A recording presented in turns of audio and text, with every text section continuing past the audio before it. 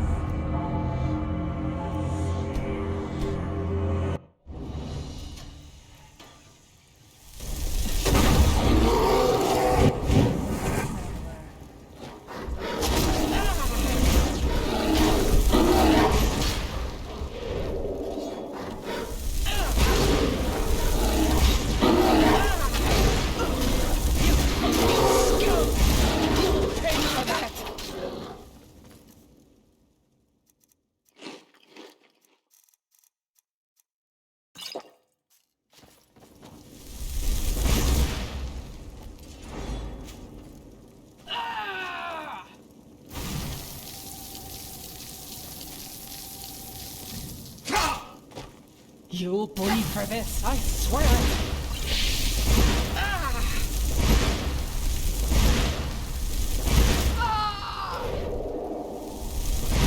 You fucking stop! You'll pay for that!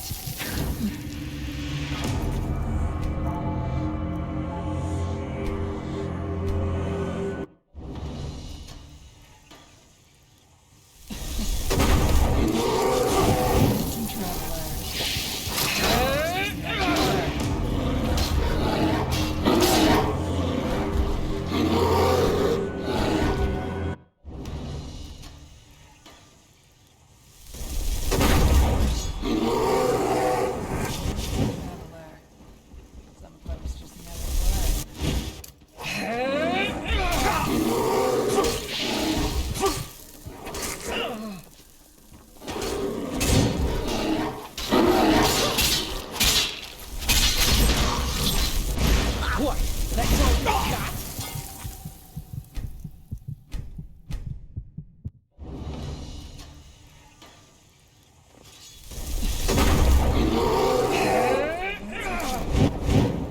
Some folks just never learn.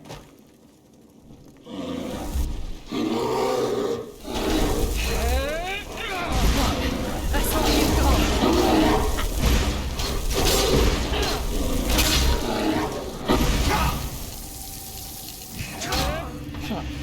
Next time you won't.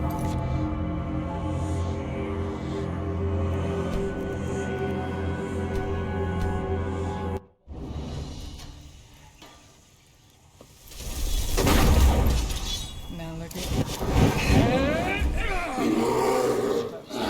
Learn.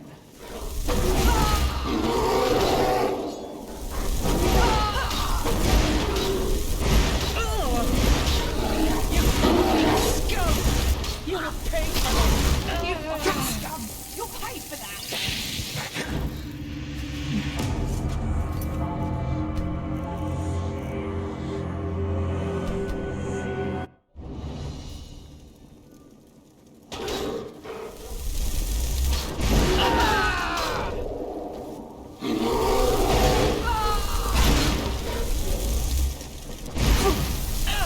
You'll bleed for this, I swear it!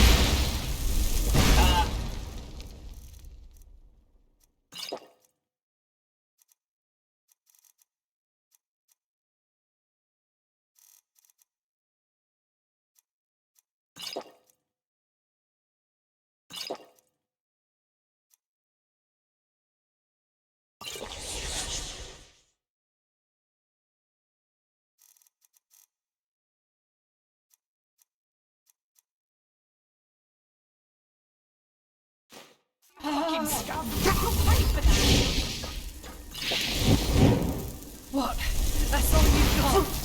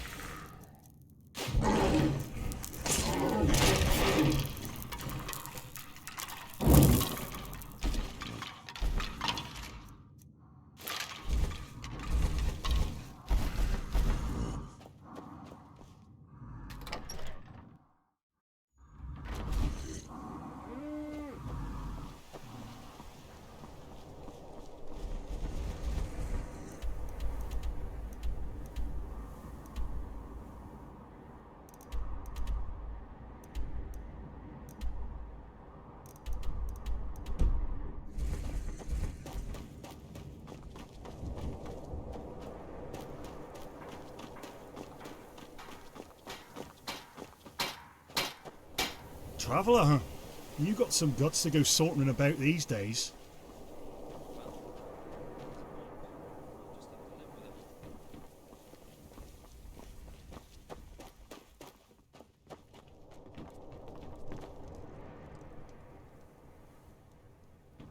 Farewell. Have you heard the news about the Magister? Keep walking. Word has it that he murdered 30 novices, then killed himself up in the temple.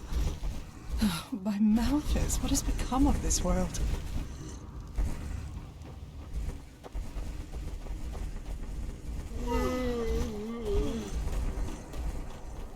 To see you nearly are one day, that'd be something.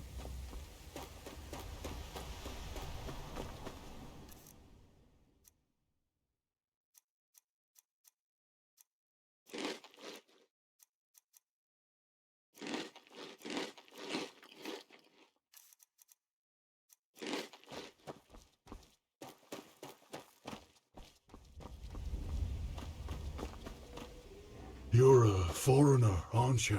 I wish I'd have crossed the Red Sea once.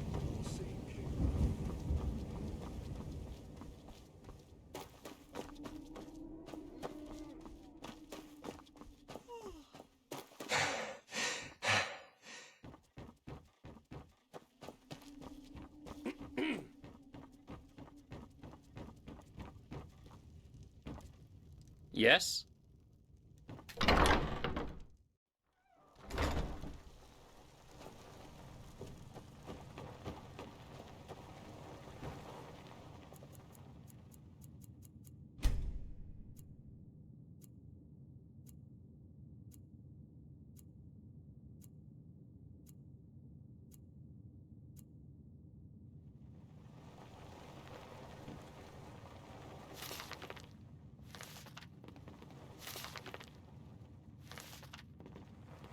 But that's how it is. Oh, Life well. is what you make of it.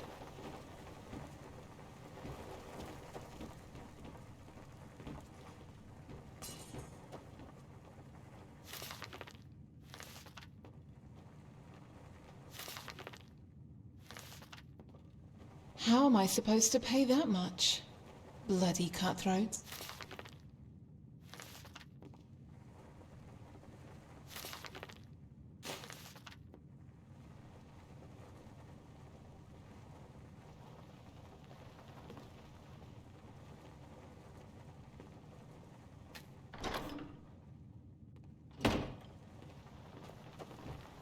Walk blessed.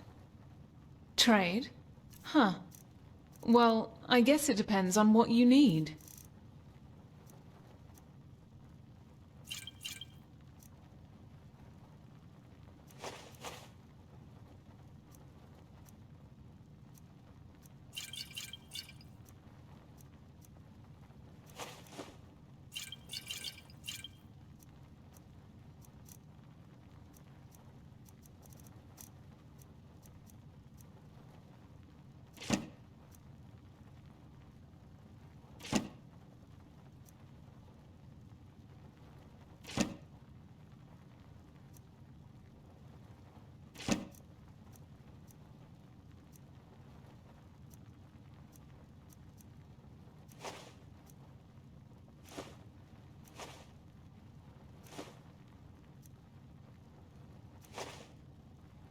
Take care.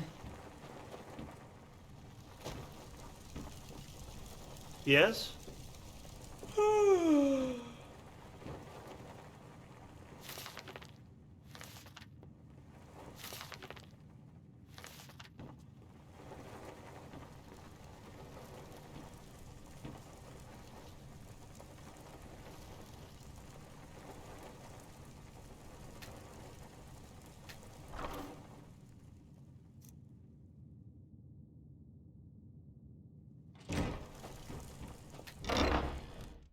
Yes?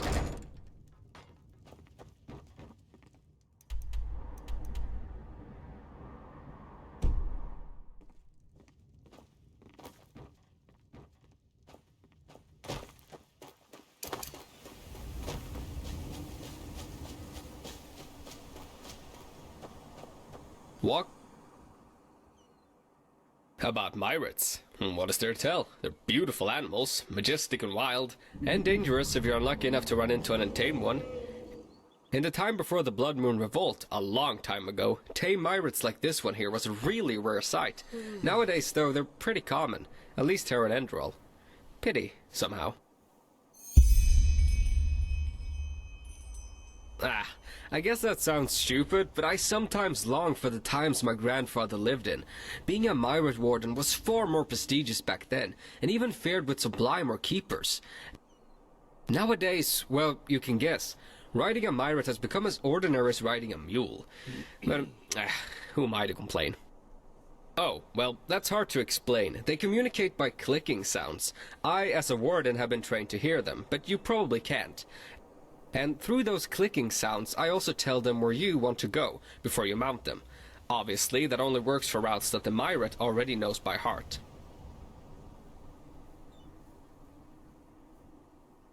Sure, where to?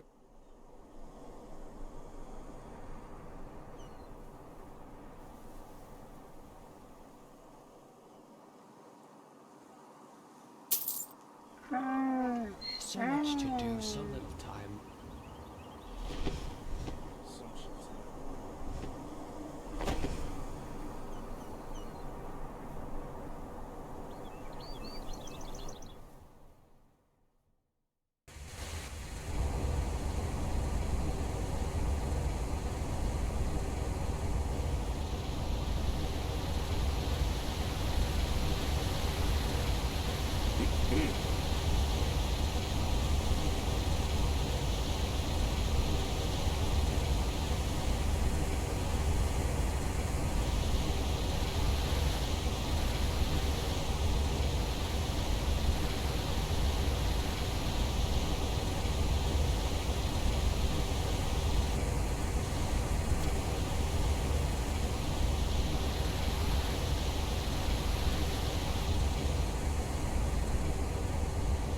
Monsieur?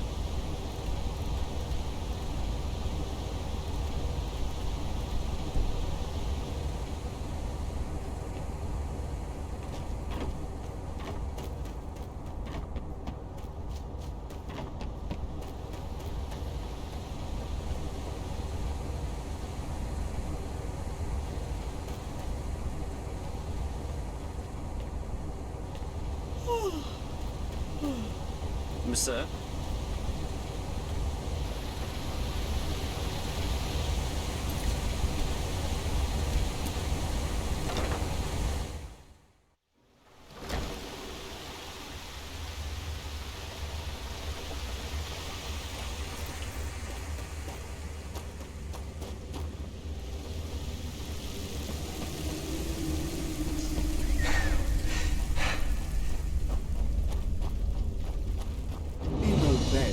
Sorry. Hey! You're not from here, are you? I heard you talk. Hello. Well, must be exhausting to watch us working our asses off, Sunchild. A foreigner, huh? Move along. Well, you've chosen a strange time to visit this country.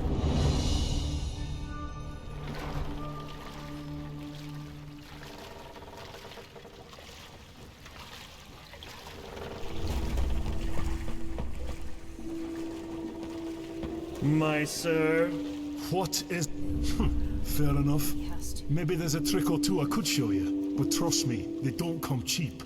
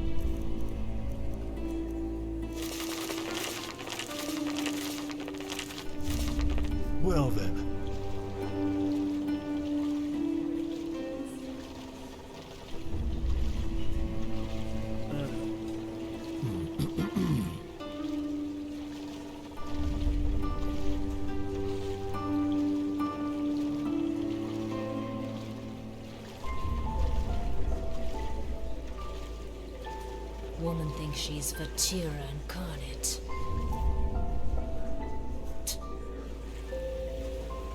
Bloody steel crabs. Always in the way.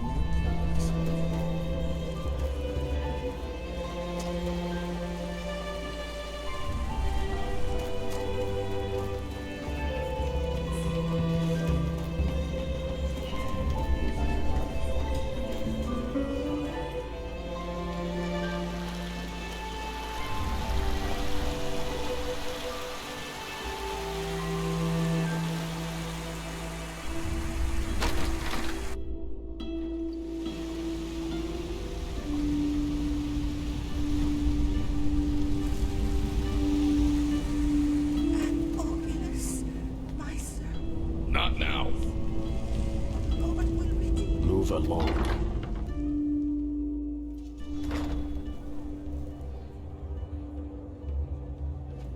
Here to bed, eh? Trust me, that sissy I'm fighting tonight wields his sword like a soup ladle. I'd place your money on me. What do you want? Come to bed. Talk to Rasha. Uh-huh. What? Did you see the fight? Savage, wasn't it? What? What do you want? To cock at me? Just leave. Now there's a treat for the eye. What do you say, darling? Want to spend some time together? A real pretty thing you are. Yeah? What do you want? Spend some time together. Yeah? What do you want? From the upper city. What do you want?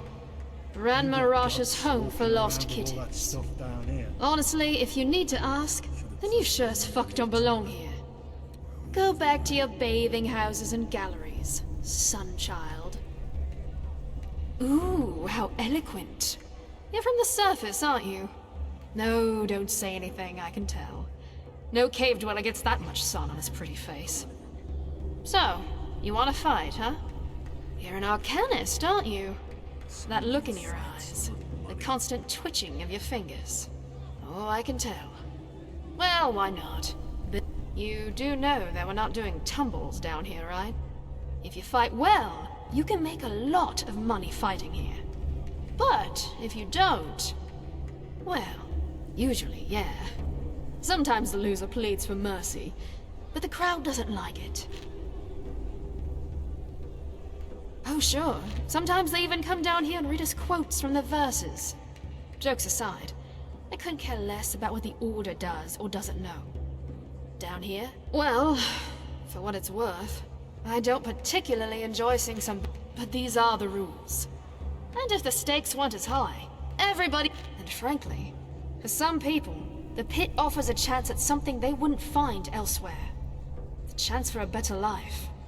But I don't think you, as a sun-child, would understand. Huh. Alright. First of all, you'll need to sign this, though. If you can read and write, sign with your name.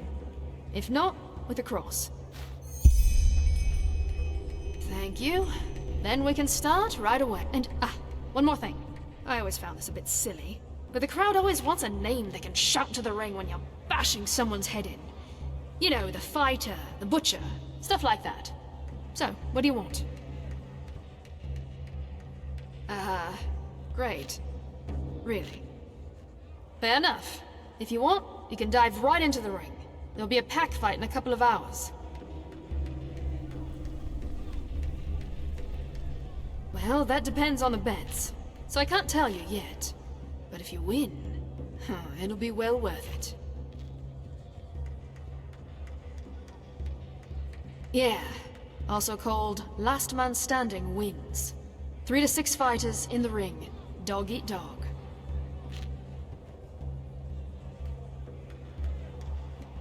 Eager, aren't you? Good. Just go down to the training dummies. I'll call you when we begin.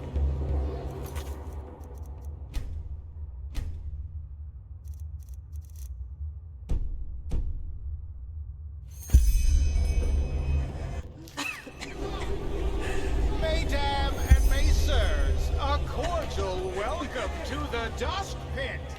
You know who I am, I know who you are, and above all, I know why you are here today. Because you want to see a fight! Today, there are 4 rookies in the ring, and they all share the same dream, to become the champion of the arena. Ah, can you see them shiver, the sweat glistening on their foreheads? They are afraid, and rightfully so, because they know only one of them will leave the pit on both legs. Mesdames and messieurs, I proudly present Kata Tanner's daughter, called the Storm. Simael Roth, called the Vagabond. And Thomas Shagar, also known as the Derwick. And last but not least, the unknown warrior who is only known by his moniker, the Destroyer.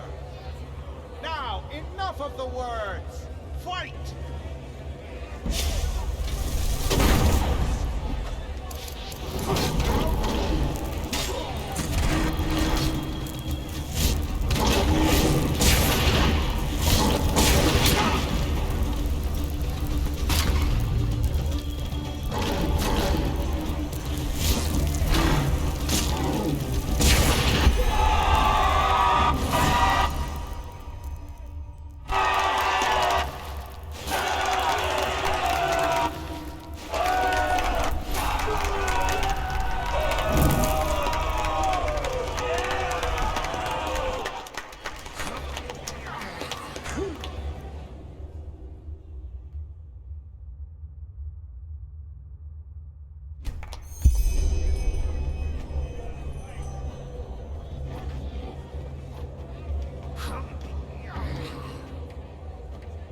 Keep walking.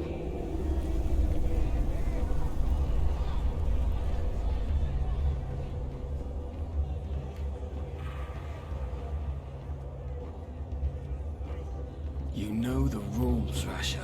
If we don't get the money until tomorrow, there will be consequences. So handle it. But... fine. I'll see what I can do. Good go. Alatasheva. Well fought. What? That's all you got? Come on. Ah, you. Well fought, really. Here's your share.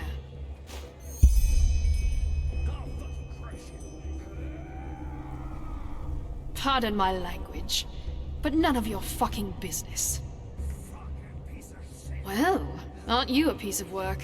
Still got blood and dust on your skin and already begging for the next battle. Come by in a couple of days and ask again, will you? I got things to take care of.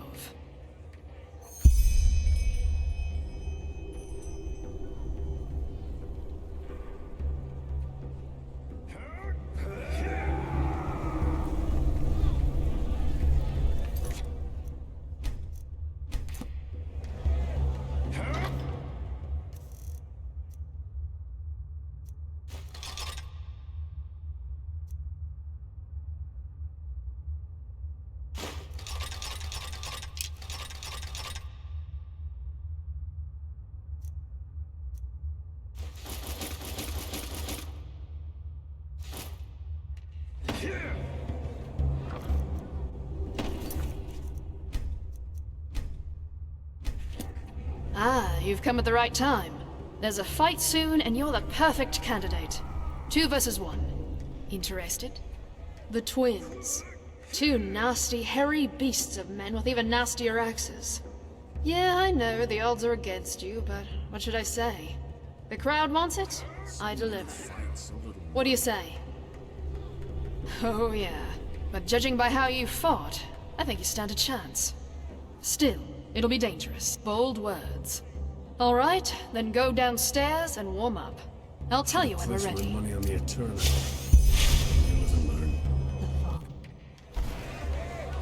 Mesdames and messieurs, a cordial welcome to the Dust Pit. You know who I am, I know who you are, and above all, I know why you are here today. Because you want to see a fight! Today, 2 familiar faces will fight a rookie, who you've already grown to love. The twins against the mysterious warrior only known as a battle to the death, a battle about gold and blood. Now enough of the words. Time to give you what you've all been waiting for. Warriors, fight! Blistering blazes for the punch!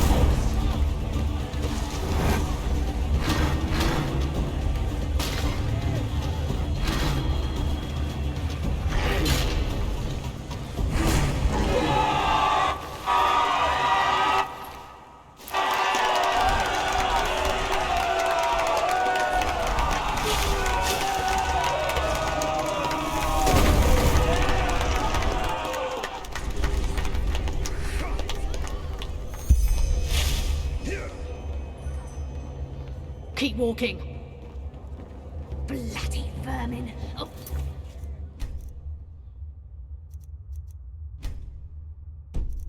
Them. What do you want? Ah, sure. Sorry. I was elsewhere. Here's your share.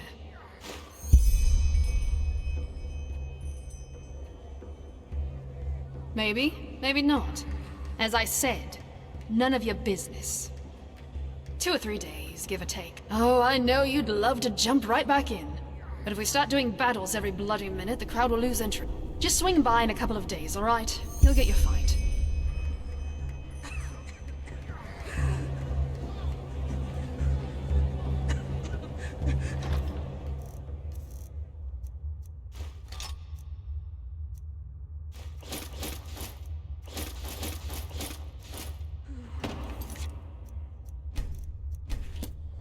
Look at that. You have a talent for showing up when you're needed. You know that? There's a fight coming up, and I want you to participate. Gur Halnan. He's been fighting for a while now. A brute in heavy armor. With a couple of, how should I say, special techniques he picked up in his homeland, Arazil. I won't lie, he'll be a tough nut to crack.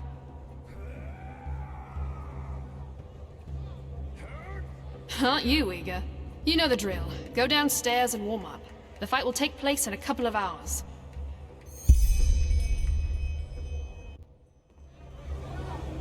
Mesdames and messieurs, a cordial welcome to the Dust Pit. You know who I am. I know who you are. And above all, I know why you are here today. Because you want to see a fight. Today, there is something special on the menu. Or should I say, something savage? Because this is a word that best describes the beast our still he must stand his ground against. Mesdames and messieurs, I present Gur Halnan, the Berserker of the Steppes, versus the Destroyer! Get some blood, warriors!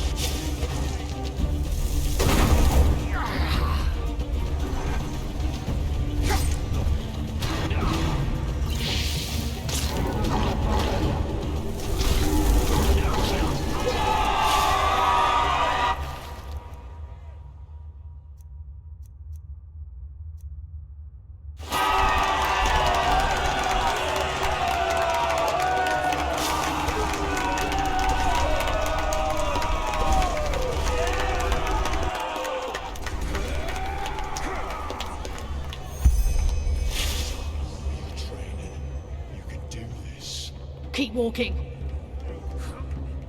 Not bad. I have to hand it to you. You're really starting to impress me. I didn't think you'd stand a chance against old Gur. Kinda sad to see him gone, but he knew the risks. Here's your share. Come back in 2 days or so.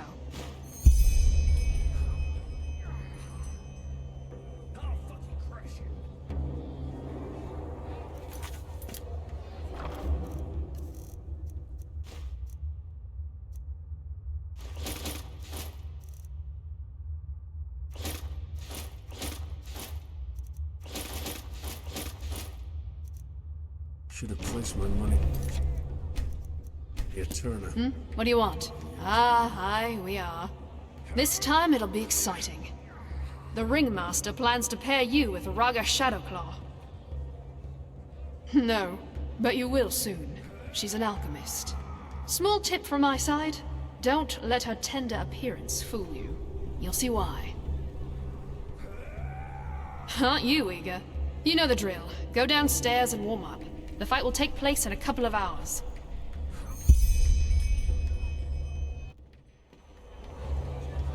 Mesdames and messieurs, a cordial welcome to the Dust Pit! You know who I am, I know who you are, and above all, I know why you are here today. Because you want to see a fight! This is the 4th battle of the mysterious newcomer called the Destroyer! But will it also be the last? Because this time we picked a special treat for him to feast on. mesdames, and messieurs, you came for blood, and you shall have it. Some folks just never learn.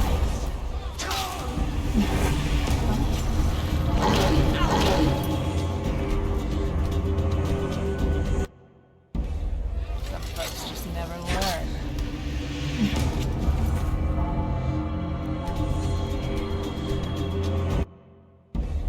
Some folks just never learn.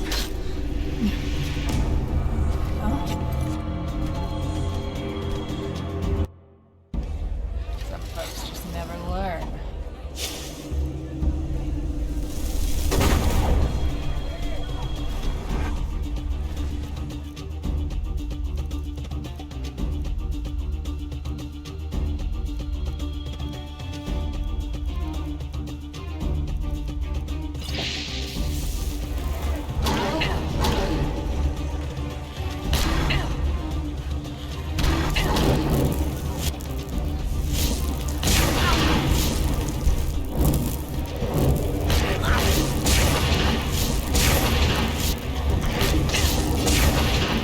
What?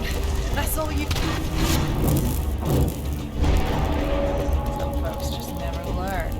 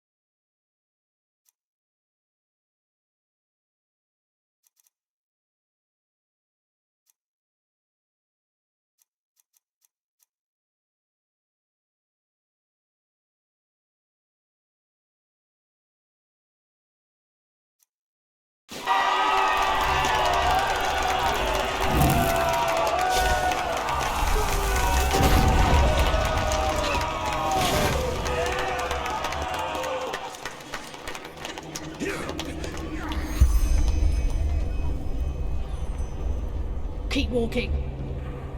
Bloody vermin. Look who's back. Not bad, not bad. I was expecting you to pee your pants after she did that little trick of hers. But no. You kept your cool as usual. Sure you don't want to start working as a mercenary? You could make more money that way. Either way, here's your pay.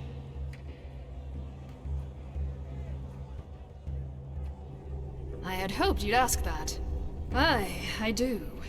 And this time, you're in for a real challenge. No, if you're man enough, you'll fight the beast tonight. Aye, the pride of the pit. And the good thing about it, even if you hack it to shreds, all we need to do is give it some elixir and have our necromancer stick it back together, and it's as good as new. I won't lie though, it'll be hard this time, and chances are you won't make it out alive. If you do make it though, it'll be worth your time. Something like that, aye. But let's not dwell on the details, shall we? Thought so. Well then. mesdames and messieurs, a cordial welcome to the Dust Pit. You know who I am, I know who you are, and above all, I know why you are here today. Because you want to see a fight! 4 battles, 4 victories. But can the Destroyer also oppose the beast that's been soaking this soil in blood for decades? We shall see. Unleash the beast!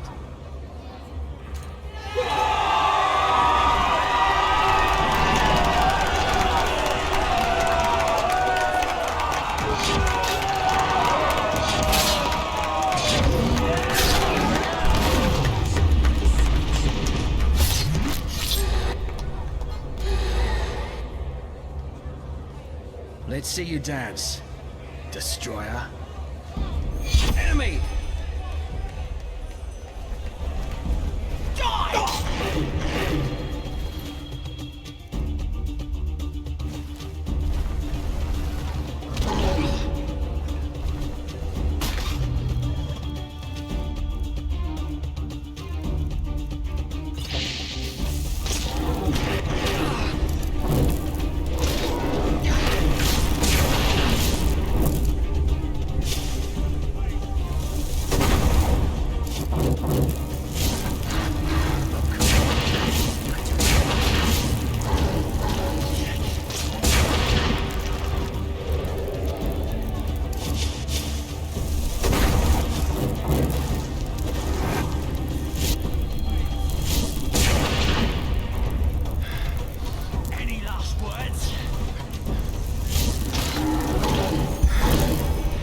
Good.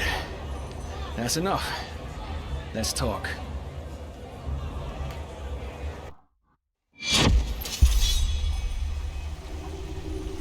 Fair enough. This is better. Forgive me my dramatic entrance.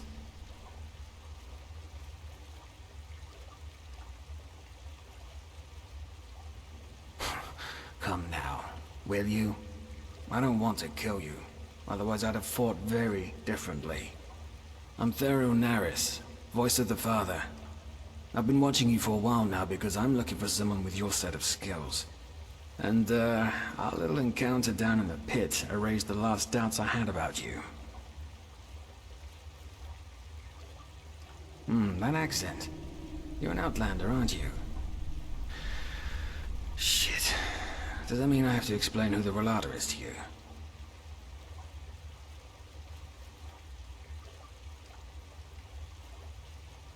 Right. The Relator is more than a bunch of criminals, though. But we'll get there. Regarding your original question, the Voices are the military arm of the Relator. I'm sure you've seen some of us before. We come into play when a matter needs a strong hand to resolve itself. Indeed. Let me get straight to the point. I want to hire you for a mission. Well, you look like someone willing to slaughter other people in front of a gawking crowd for a handful of coins. At least that's what you did down there. Don't get me wrong, I don't judge. The pit fighters know what they're getting themselves into. But after what I saw you do down there, I concluded that you're willing to do a lot of things if the pay is right. Or am I wrong?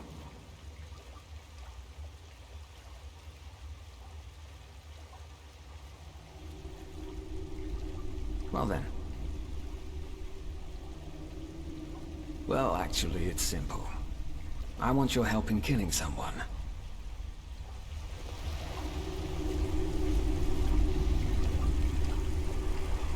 The Father. Their leader, not mine. When I was 6 years old, the Relator abducted me and a dozen other children. That is, they bought us. Shagun, the old cunt who owned our orphanage, she sold us like cattle. Us, and over the years, at least a dozen more. And we all came from the same orphanage. The refuge. Unknown. I have no idea what they did to us. I remember nothing.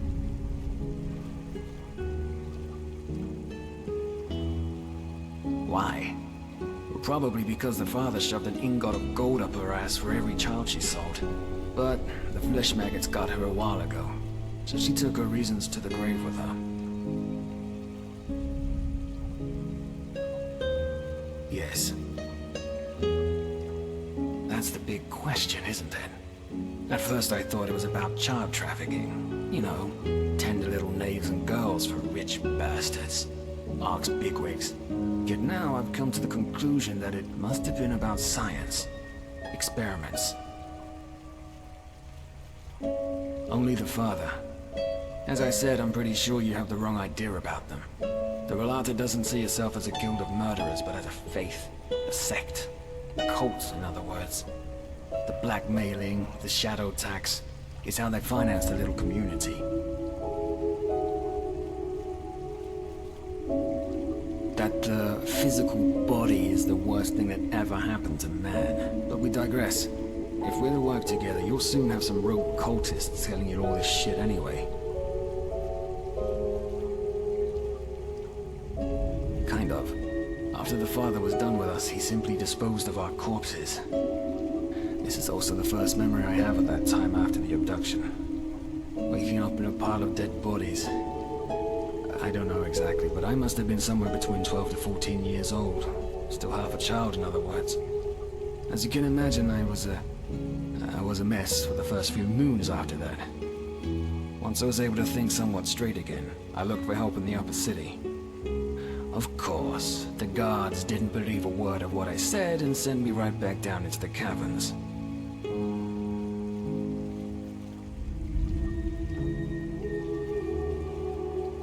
No. And frankly, it doesn't surprise me. I'm sure hundreds of ragged kids from the Undercity had come to them before, telling them horror stories about how much they suffered down there, only to get a bed and some food. Also, as you may have figured out by now, the Order doesn't have any power down here. The Relata controls the caves, and that's how it will stay. Many things are horrible. Still they happen.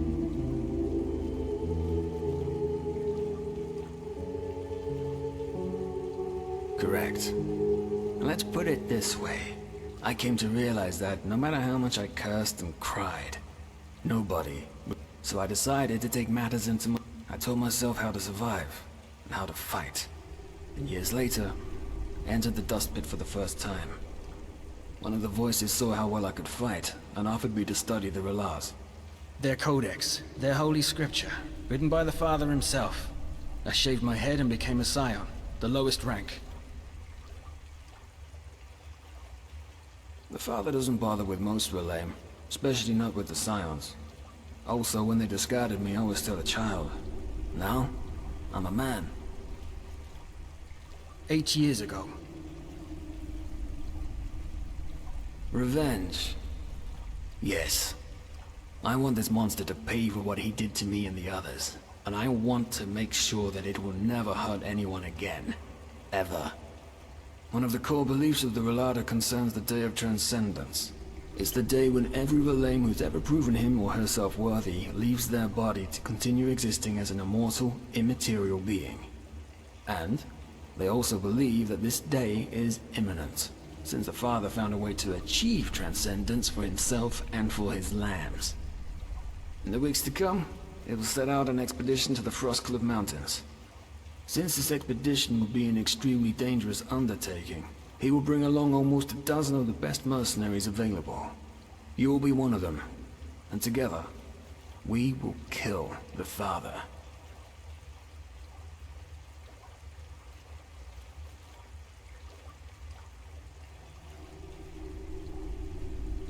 Well, let's put it this way. I took precautions. If you don't have the guts to help me, your choice, but... Well, the Relata spent the last 2 years excavating an old temple that apparently was lost in neglect. Now, according to the Father, this is where we'll find the key to achieve transcendence, but that's about all I know. Well, I can pay you 400 pennies now, and 800... Also, think of all the riches that we'll find in the temple itself, or in the Relata's treasure chambers. No, You either agree now, or the offer's off the table. I can't afford to lose any more time. I'm telling you this because I need someone who knows how to kill. Better than the usual cutthroat you find down here. Also... never mind. As I said, you can fight. By doing something that impresses him. As you can imagine, the Relata already has its stock of sellswords they rely on. But if we do something that impresses the father or the first seer, it might be enough to convince him to hire you. Look, I know how shaky it sounds, but it's so. Are you with me or not?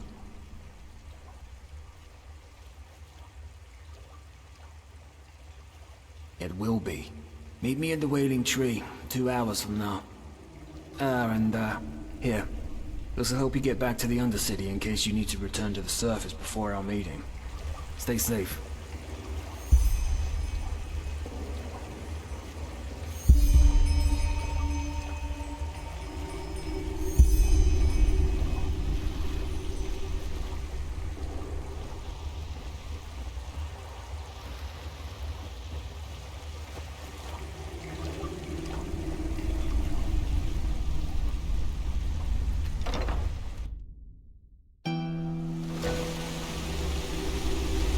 Isn't this enough? Move along.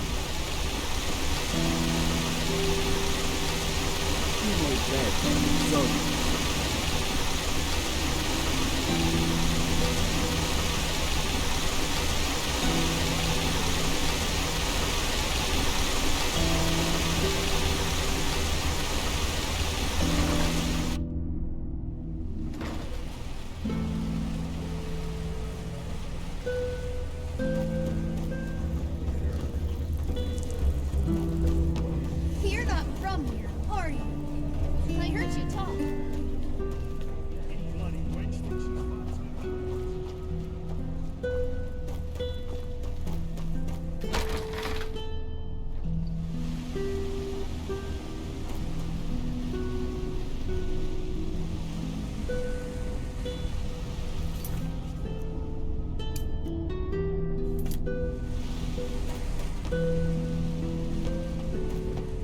My sir.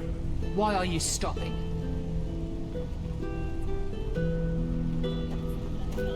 We're watching you slip up. Always. Pity. Come on.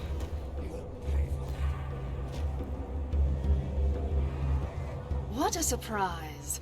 Didn't think I'd ever see you. I don't want to know. If the Relata acts, you don't ask questions. That's the first rule you should hammer into your head down here. In other words, it's fine. The crowd was a bit disappointed, but technically, you won. Though, as I'm sure you understand, I can't pay you this time.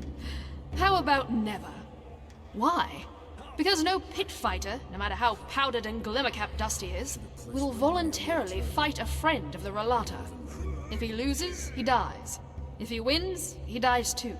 Because the father's... And now come on, don't give me that look. You earned a shitload of money in a very short time. Maybe you can come back in a couple of moons or so, if the dust has settled. But until then, forget about it.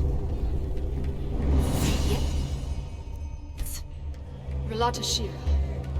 We don't want any trouble. All right?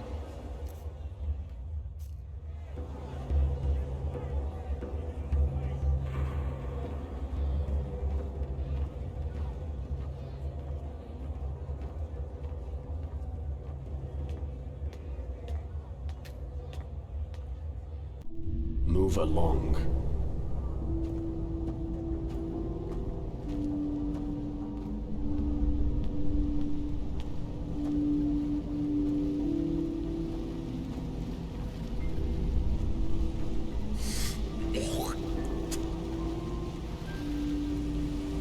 An obvious myself, please. Lord will redeem you for your kindness. There you are. Ready? Tree. Oh, yeah, sure. The people down here call it the Weeping Tree. They believe that the Black Guardian, once a year, fulfills one of the wishes they write onto these notes. Superstitious nonsense, of course. They might as well send their wishes to the Blue Island Coalition.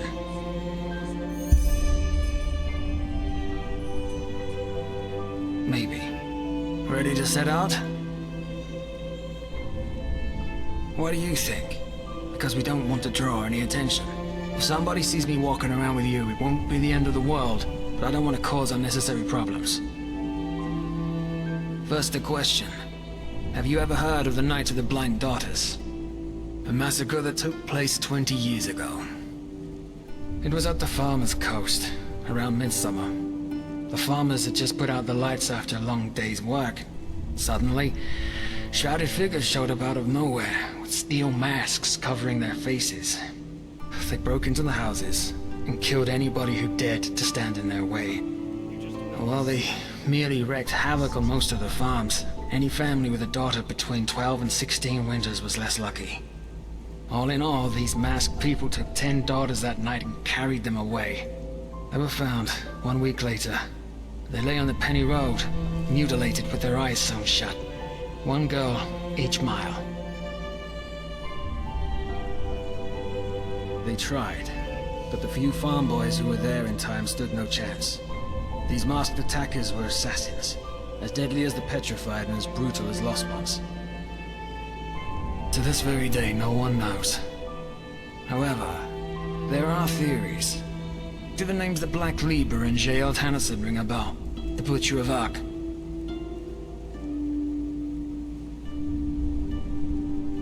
Yes. Thing is, in this book he left behind, Tannerson claims to have been part of a cult called the Black Libra. Even nowadays there are still scholars that deny its existence, but according to Tannerson, they see themselves as some kind of counterbalancing power. They make sure that malice and sin, they don't gain the upper hand in this world, and that the scales of good and evil thus stay in balance. Well, this is where it gets bizarre. Normally, the Libra only kills people who have already sinned. Tyrants, rapists, murderers, and so on. Which is also why the attack on the Farmer's Coast didn't make any sense, and still doesn't for most people today. However, the father has a theory. Well, he does have an avid interest in them. Let's put it this way. He has dug up every little bit of information that there is. But we'll come to that later. According to the father, the Black Libra chooses their sinners through the dreams of some kind of holy child. The dreams are interpreted by the Libra's priests who extract the names and faces of evildoers from them. However, the child doesn't just see people who have already sinned. She also sees evil in its inception.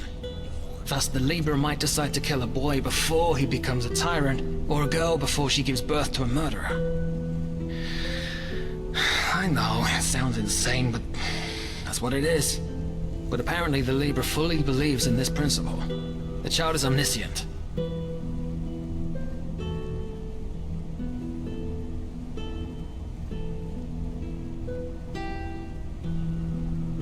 So it would seem, though according to the father, they wouldn't have just been ordinary murderers, but emissaries of the end. Whatever that may mean. Yes. Simple. The father believes that the Black Libra knows the secret to transcendence.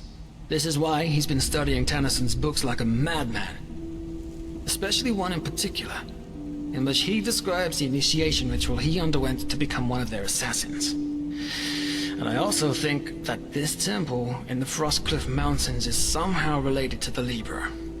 Long story short, apparently the pages of Tannisson's original manuscript describing the initiation ritual in detail were forcefully torn out, and the father wants to find them. Right. And I happen to know the only person who might be able to tell us their whereabouts. A man named Carlian.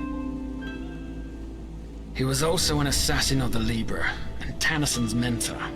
In other words, an unscrupulous piece of shit that did nothing but murder people for decades. Guilty, the innocent alike. According to the father, he was also the one who orchestrated the Night of the Blind Daughters. However, that massacre seems to have been too much even for his rotten conscience to bear, because he left the Libra shortly thereafter. He took on a new identity. He's been living as a beggar in the Undercity ever since. I saw him once. It's no wonder that nobody knows what kind of monster he is. He's gone completely insane. Drinks away every penny he gets his hands on.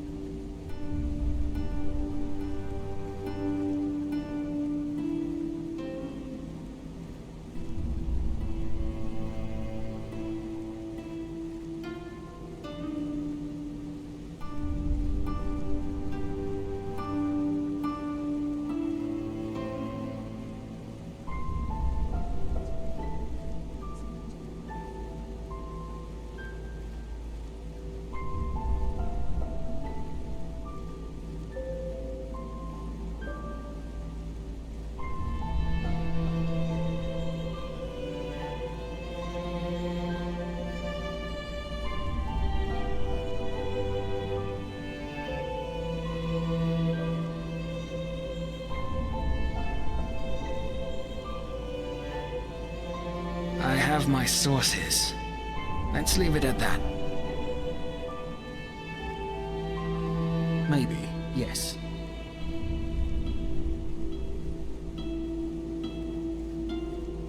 Exactly. If we bring them to the First Seer and I tell him how I couldn't have done it without you, he might consider hiring you for the expedition. That's the plan. Not the best one, certainly, but, all we're getting. Then we'll need to improvise. Let's just hope it doesn't come to that. He currently lives in the communes. That is, if he isn't in some horse bed in the Silver Cloud right now or getting hammered in the False Dark. I'll let you do the talking. It's unlikely that the First Seer will find out, but the more you actually help me on this mission, the more convincing our little story will be. One more thing. Don't go easy on that scum. He might seem harmless now, but remember what he's done. And remember that those 10 mutilated girls on the Penny Road are just one more page in this man's book of sins.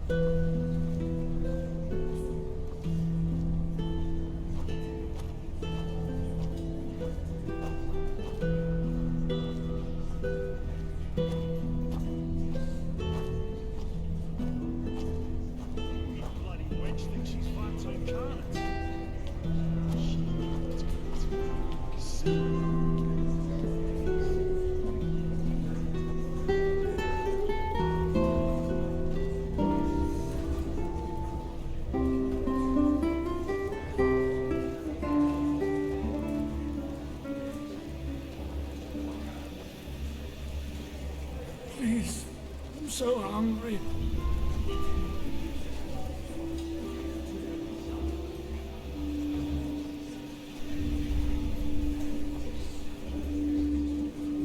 You're not from here, are you? I heard you talk.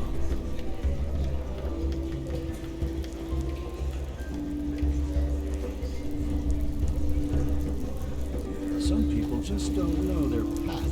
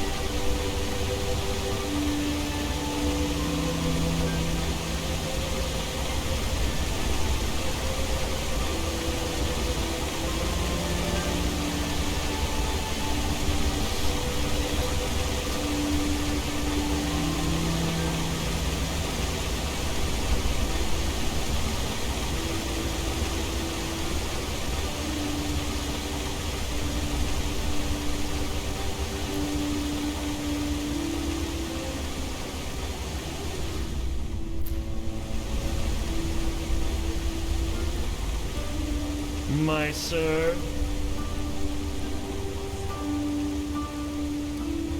Please, just leave me be.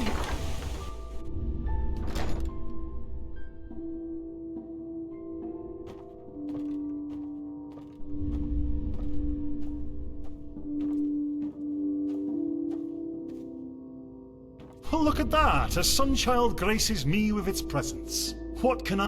Oh, from everywhere and nowhere. Whoever sets foot in my store was never here, and whoever buys from me has never existed.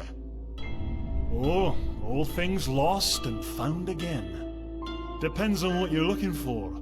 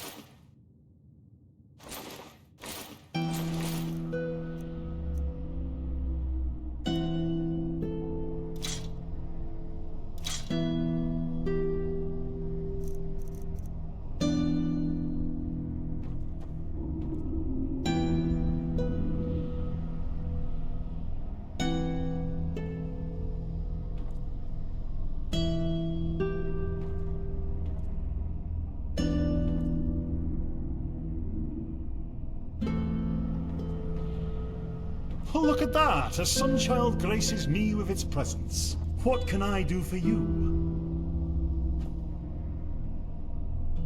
Oh, all things lost and found again. Depends on what you're looking for.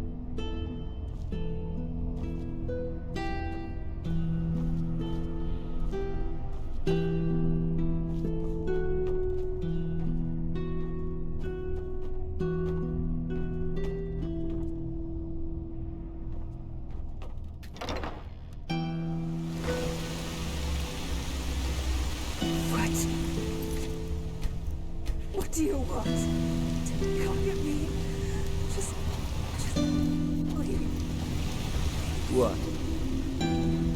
As you like.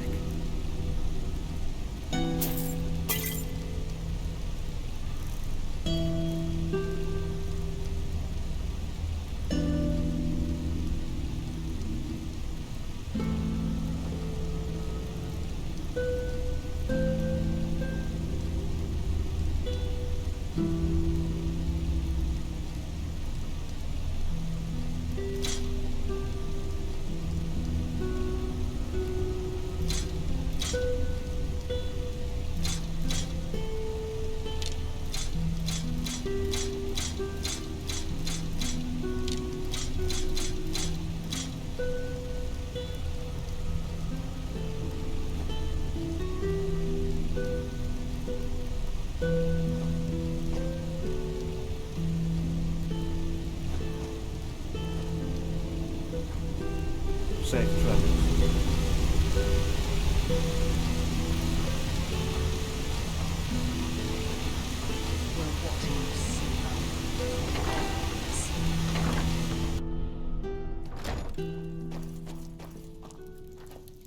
Well, look at that. Our friend has a visitor. Get out of here. What? I said, get out of here. We need 10 minutes. Afterwards, you can fuck as many men as you want. Of course, my lord. At once.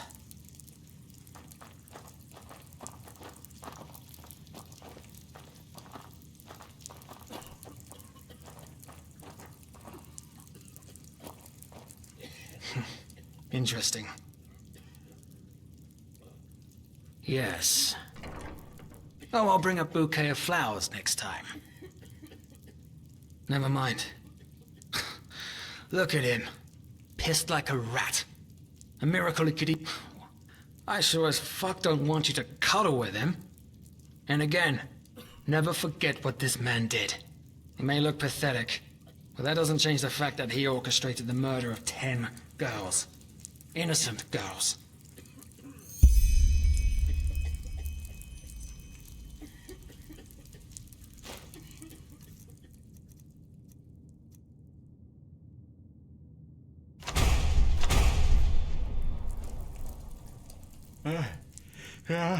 Who are you? Nylok is tired. Nylok needs sleep. Kalian? No. Kalian is dead. You're talking to Nylok, his shadow. Why do you ask?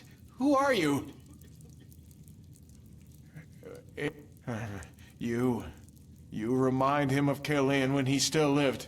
So much anger. Kalian knew this feeling too well. This anger, this cold, rotten wrath. And then the dream came and showed him his calling. But he was so blind, he didn't see where the road led him. Only when those little flowers' corpses lay dead in the dust did he see what he had done, what he had become. Now Kalian has been punished. He's dead, and Nylok deserves to suffer for eternity.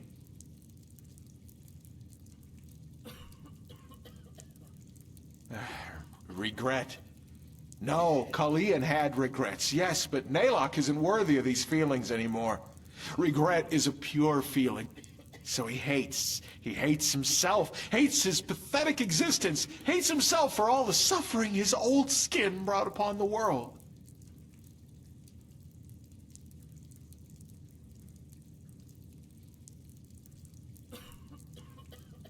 I told you! Because Nylok buried his old skin. The Libra doesn't care about Nylok. Why should they? He's vermin. Why? Because the decrees demanded it. And the decrees don't lie. They never did, and they never will. Aren't you listening? The decrees don't lie. Those little flowers had to die, because if they had not, something terrible would have happened. Kalian knew, Nylok still knows, but still, it broke him. All their pain, their tears, their suffering, their screams. It was too much to bear, even for him. The decrees never lie. How much? He doesn't remember. He always drinks when he has the coin for it. He sniffs, and sometimes, when the people are generous, he buys himself a night with Anna. They're the deeds of a coward, and he knows it. But the brandy, the dust, and Anna, they help him forget. Help him ease the pain.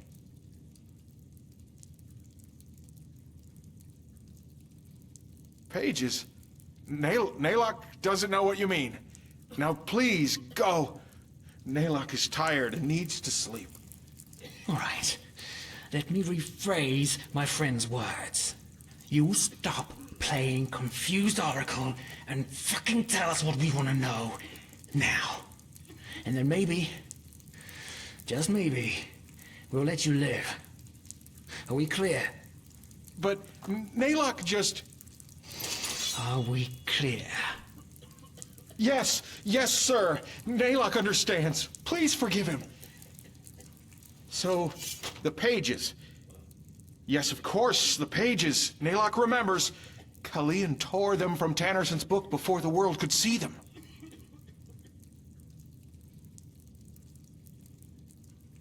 How long? Years? Decades? He doesn't know. Kalian had... No! I told you! I told you! So why are you not listening? Oh, no. He's sorry. Please don't hurt him. He will not raise his voice again. Look at him. He's gone completely insane.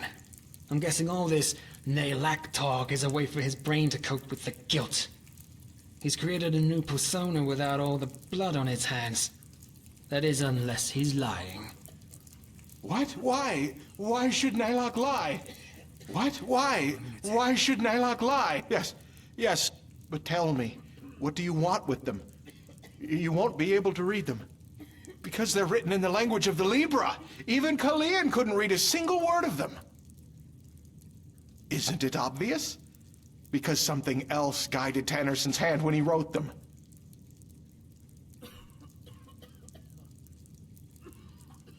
Naylock doesn't have a choice, does he? The pages, he buried them together with his old skin.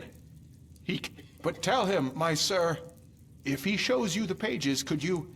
Well, Naylock is hungry, Naylock is thirsty, and he has no more coin.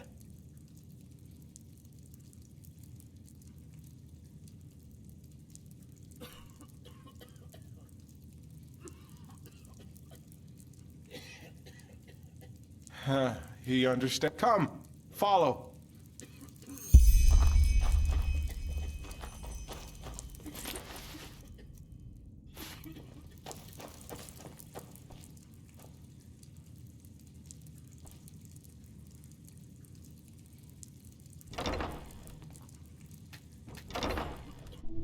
My sir, Naylock has a question. What?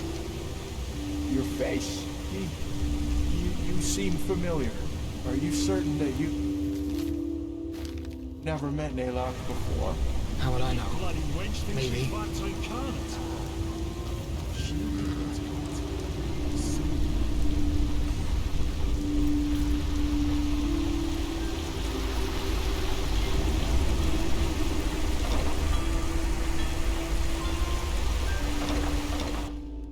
This is the way to the tar pit.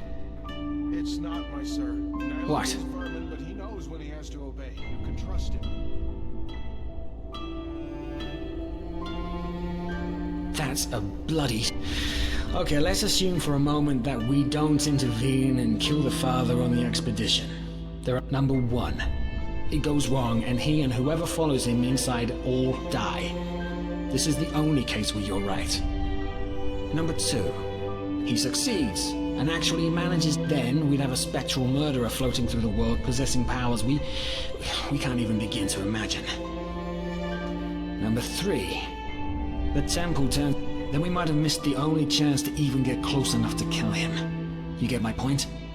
It's too much of a risk to sit on our hands and hope scenario number one happens. Why? Fine. I can give you the essentials, but beyond that, I can't be bothered. Ask.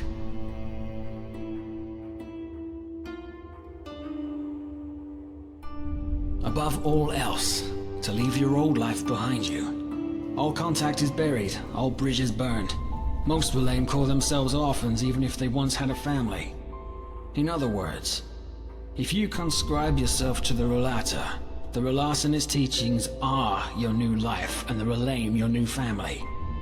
Everything you do, everything you think, everything you dream, is subject to the goal of achieving transcendence. Liberation from the human body. This and that. Most of the time I'm busy reminding the residents of the Undercity to pay their shadow tax, and to make them feel the consequences if they... anything from a clout to the ear to a knife between the ribs.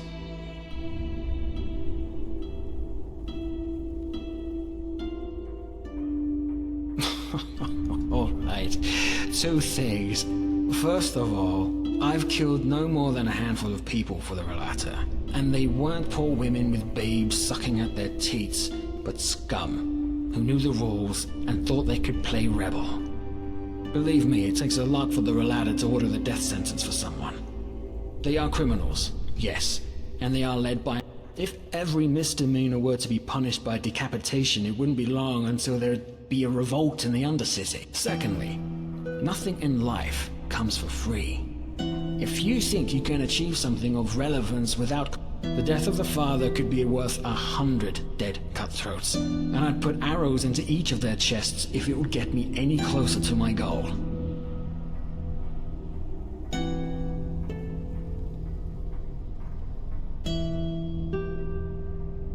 Call it what you will. You can trust me on one thing, though. Killing these people, it didn't come easy. And some of the things that I did to not lose my cover will haunt me to the grave. Sad as it is, the world needs people like me. All these do-gooders who think they could fight evil without getting their hands dirty are self-righteous idiots. The monsters of this world, the murderers, the tyrants. You need to speak their language if you want to be a threat to them. Everything else is a delusion. Since the father founded it, 400 years ago. Correct. Nobody knows, but I would guess it had something to do with his... All those children's corpses must have been good for something, don't you think? It is. Why? Well, actually it's simple. Everybody who lives down here and earns money has to give a part of that to the Relata every month and get protection in return. This applies to everybody, from beggar to crime lord. That's an exception.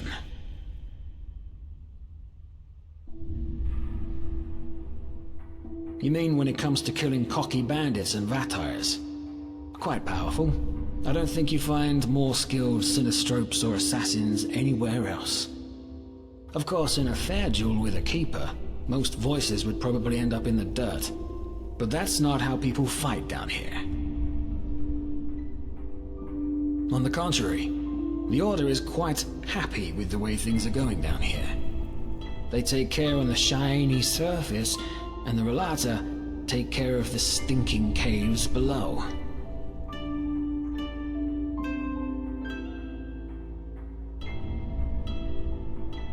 I won't, but fine.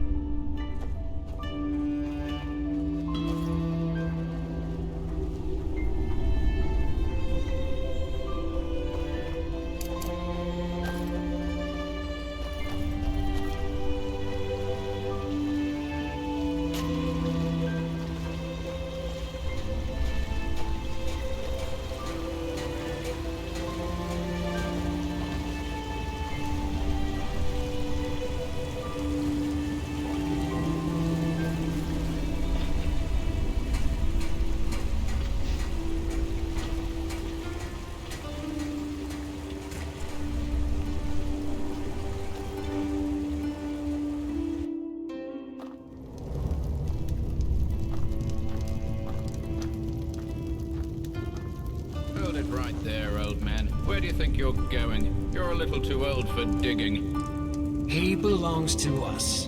We're acting under the Father's orders.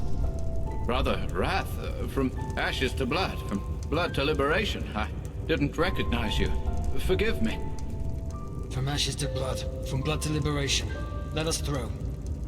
Of course. Father's blessings. Father's blessings. Keep going, scum. Yes, of course.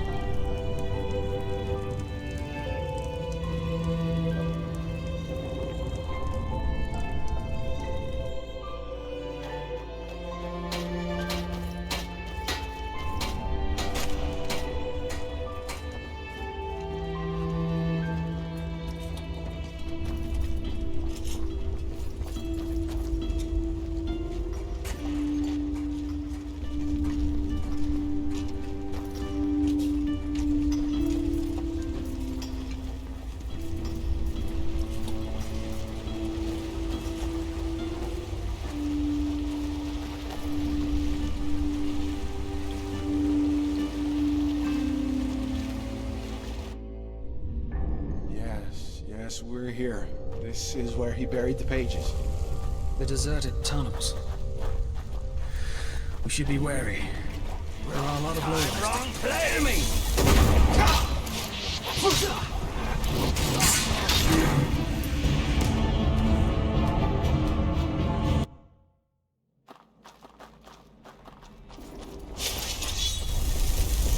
Where did he go? Look out!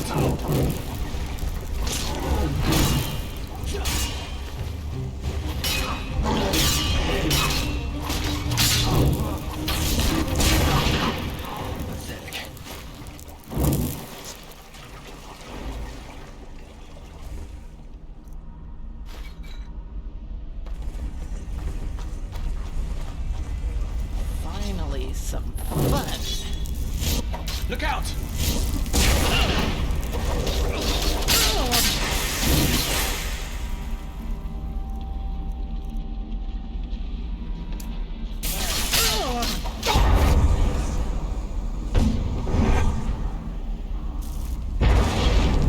You'll bleed for this, I swear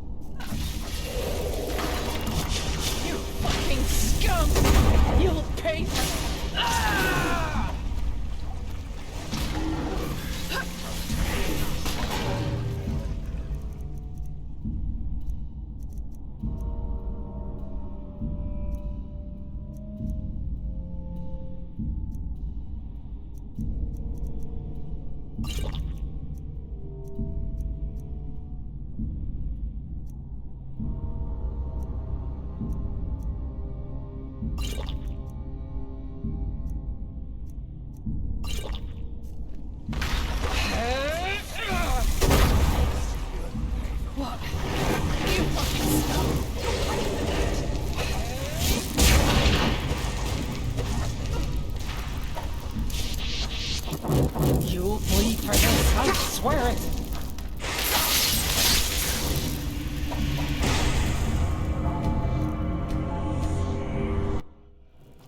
Finally, some fun.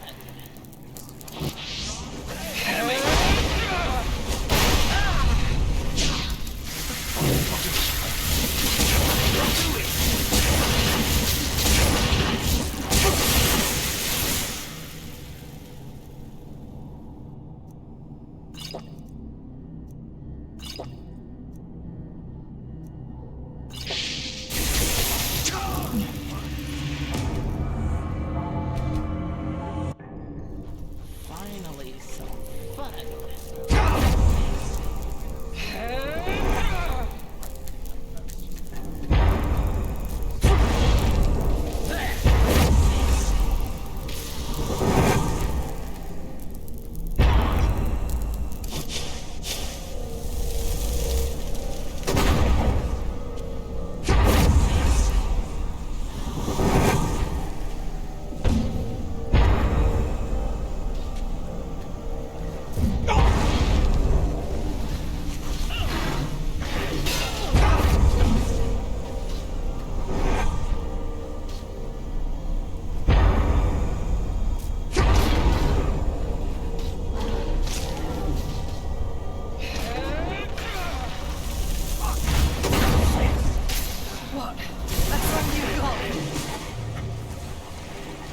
You'll bleed for this, I swear it!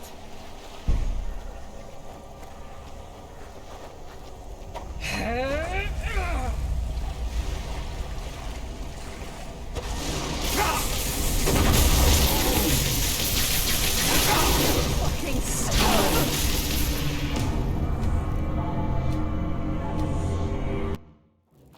Finally, some fun.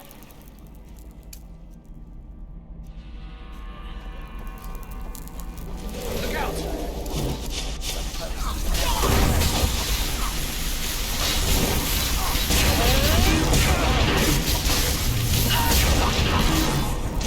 Wait for that!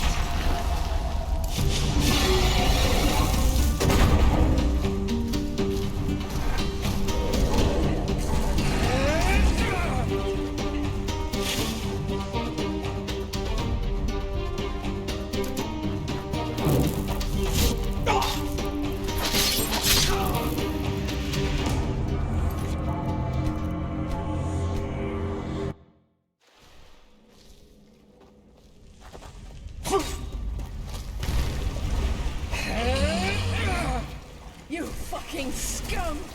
You'll pay for that! That's all you got.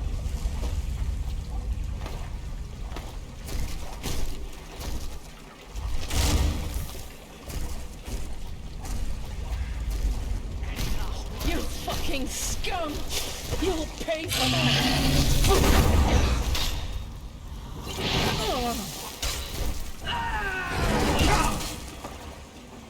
You fucking scum!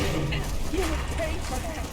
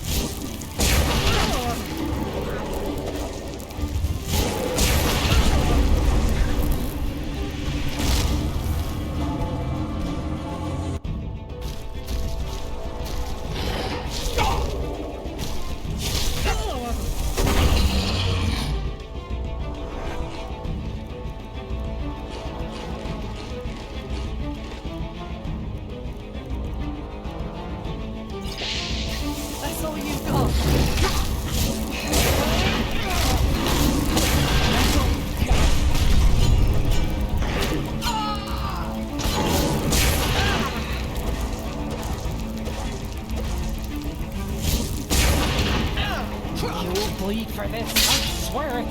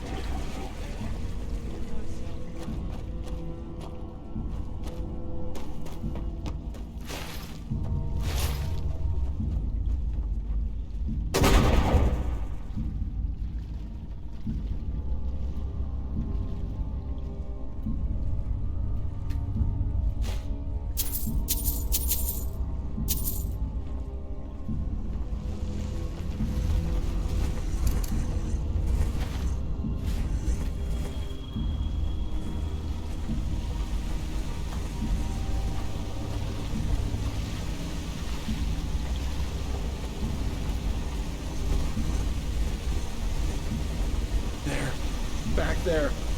That's where he buried his old skin. Please, my sir. You need to just take these last few steps alone. Naylock can't. He just can't. Is this a trap? What? No, of course not. It's just... Naylock can't. Don't you understand? To see him after all this time? No. Kill Naylock if you don't believe him, but he will stay. Fine. You go on ahead.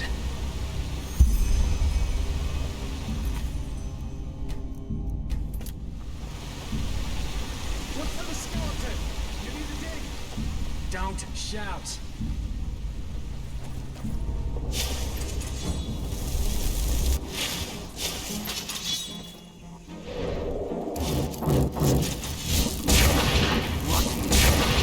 Enemy! Just a scratch.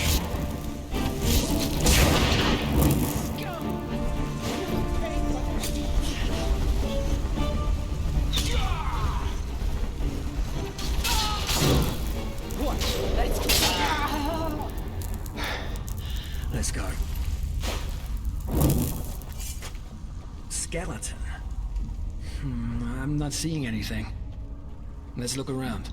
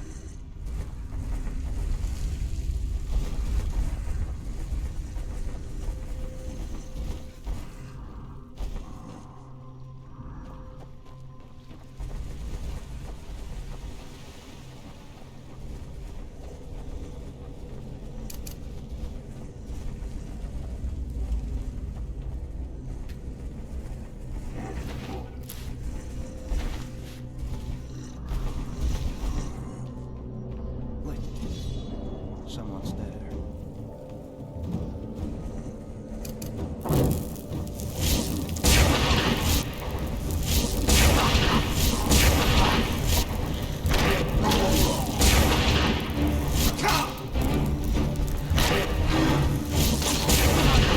Damn you!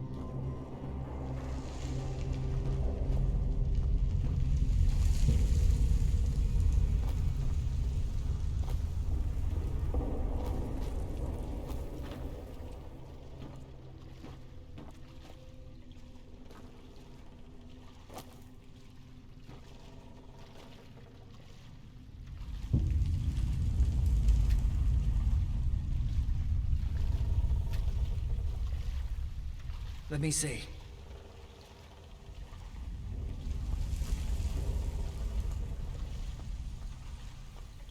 Yeah.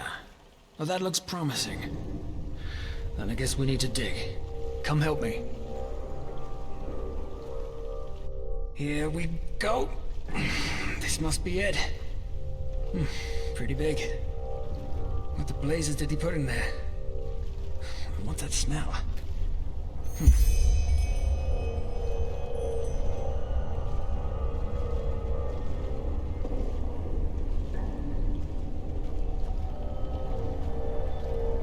What the? Oh, shit!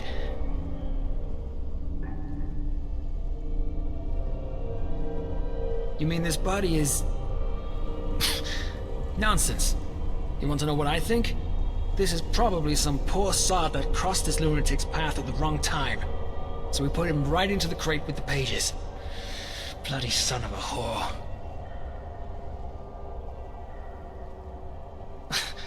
Oh, fuck if I know. We're talking about a man who murdered 10 girls in cold blood. I think you'd be well advised to stop trying to apply logic to his thinking. Right you are. Come on. You take them.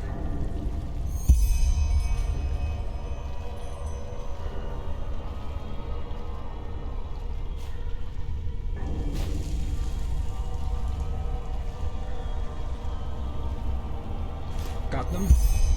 All right. Back to Carlion.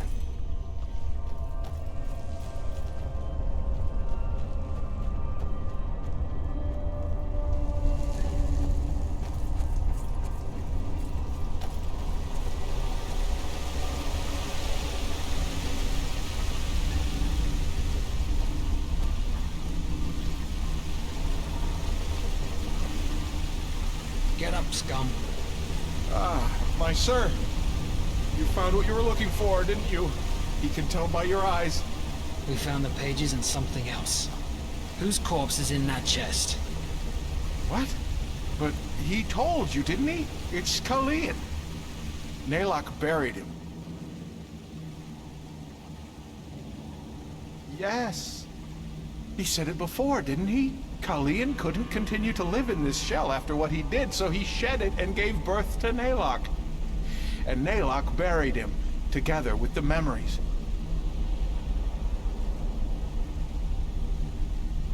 You don't believe him, do you? You believe Naylock is lying. But it's the truth, the simple truth. You two, more than anyone else, should understand. Sure. Either way, we have what we wanted. And now it's time for you to pay for your crimes, Carlion. It's been long overdue. What? But you said that you'd spare him if he'd show you the pages! We said that we would think about it. And guess what? I did. You're a murderer, Carlion. And you've killed more people than I can count. Men, women, and children. And you know what? This whole act about how remorseful you are, I'm not buying it. Yes, you drank your bloody brains into oblivion, but ultimately, the only one you truly pity is yourself.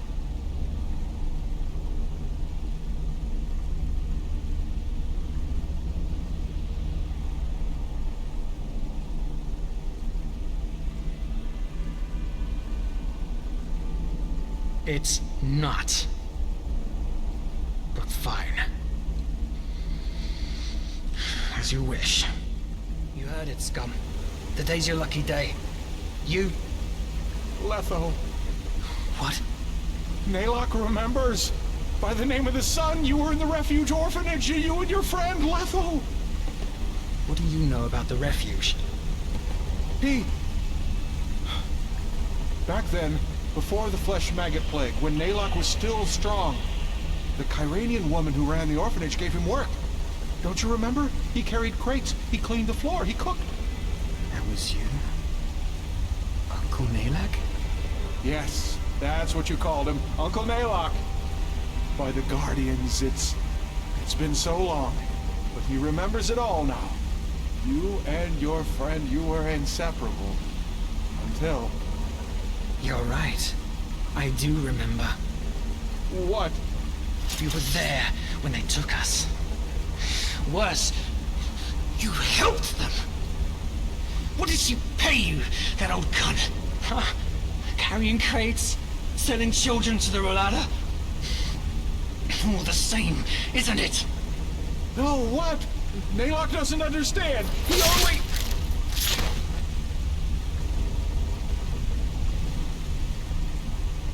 Let's go.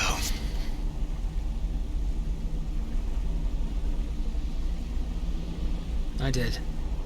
But that was before I knew the whole truth. Yeah. His face seemed familiar, but I just couldn't place him. Yeah. Shagun, the matron, gave him work as a gopher. It wasn't as much of a wreck back then. Can you believe it? A former serial killer working in an orphanage. Apparently the old cunt liked to surround herself with people as rotten as she was. I know it. He'd been there the night it happened. One of us, Wilma, she refused to go. She screamed and kicked, but Nalek held her while one of the father's voices gave her a sleeping potion. That fucking piece of shit. It doesn't matter. Well, as I said, we're done here. Next we need to bring the pages to the first seer, which will, hopefully, encourage him to consider you as a murderer. Before we do that, though, we need to discuss a couple of things.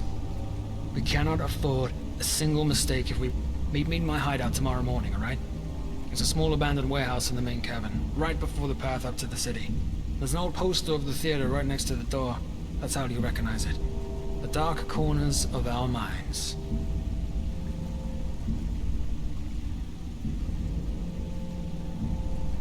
Because the risk's a lot higher that somebody will see us. Until then.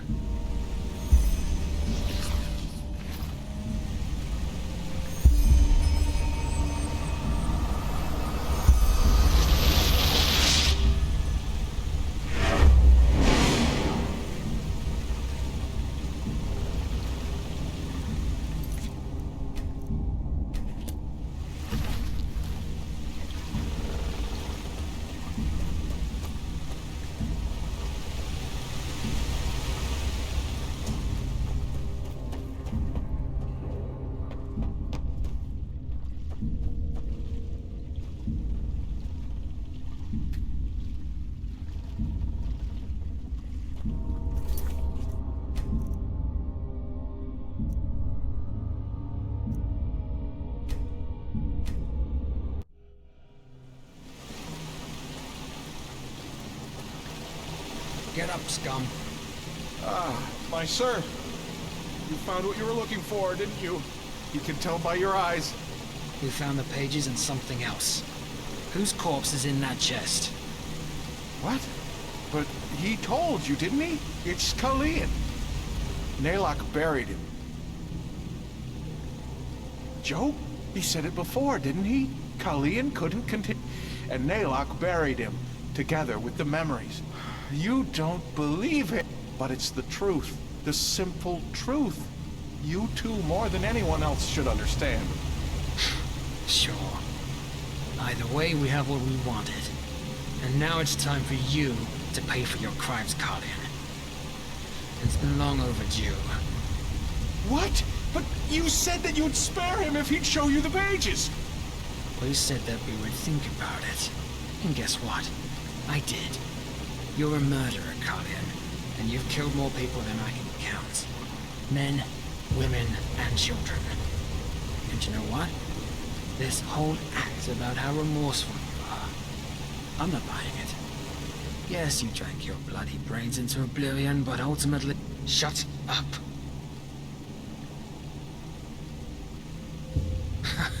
What? And to you, that's all that matters? If we let him live, even as this is about justice. I thought you'd be bright enough to understand that. Yes. Any last words? Letho. What?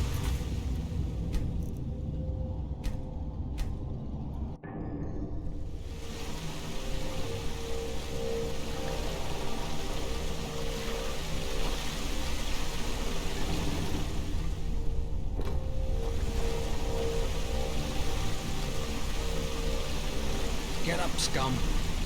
Ah, my sir. You found what you were looking for, didn't you? You can tell by your eyes. We found the pages and something else. Whose corpse is in that chest? What? But he told you, didn't he? It's Kalian. Nalok buried him. Yes, he said it, and Nalok buried him, together with the memories. But it's the Sure. Either way, we have what we wanted. And now it's time for you to pay for your crimes, Kalian. It's been long overdue. What? But you said that you'd spare him if he'd show you the pages. We said that we would think about it. And guess what? I did. You're a murderer, Kalian. And you've killed more people than I can count. Men, women, and children. And you know what? This whole act is about how remorseful you are. I'm not buying it. Yes, you drank your bloody brains into oblivion, but ultimately... yes. Any last words? Letho. What? Nalok remembers. By the name of the sun, you were in the refuge orphanage, you and your friend, Letho. What do you know about the refuge? Back then, before the flesh maggot plague, when Nalok was still strong, the Kyranian woman who ran the orphanage gave him work. Don't you remember? He carried crates, he cleaned the floor, he cooked. That was you? Uncle Nalok? Yes, that's what you called him, Uncle Nalok. By the Guardians, it's been so long, but he remembers it all now.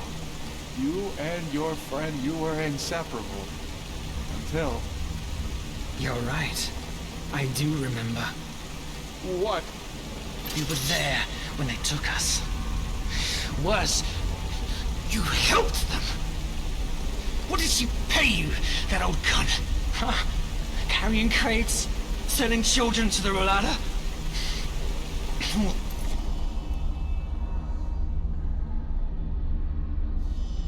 Same, isn't it?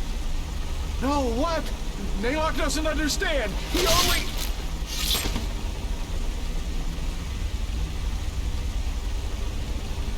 Let's go.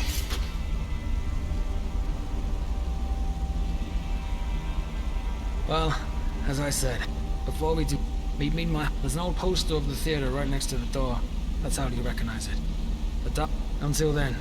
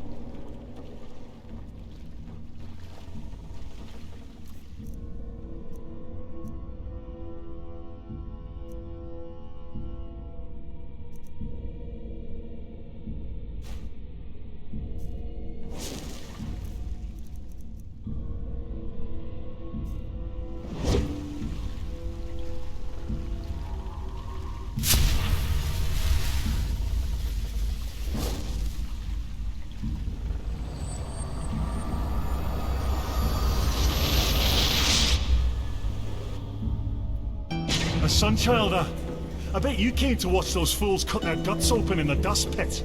Well, that's the only reason you snobs ever come down here. You're not one of the Relata's mercenaries, are you? Word has it they're hiring again. Give them a wide berth if I... What? What do you want? To cock at me? Just leave. Please.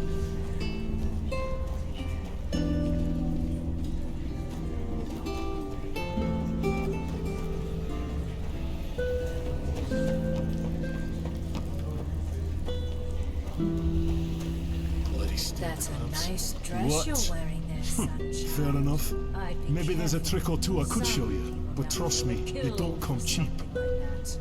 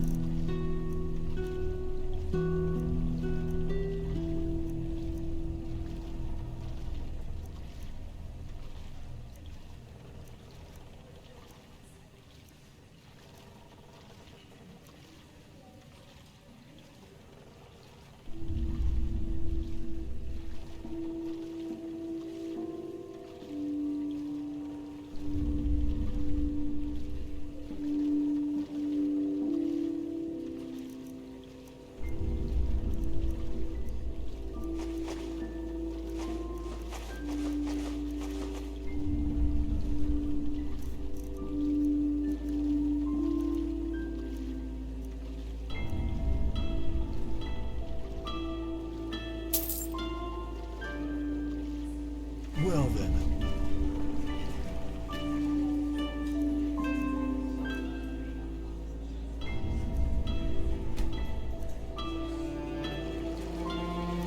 Woman thinks she's Vatira incarnate. Yes.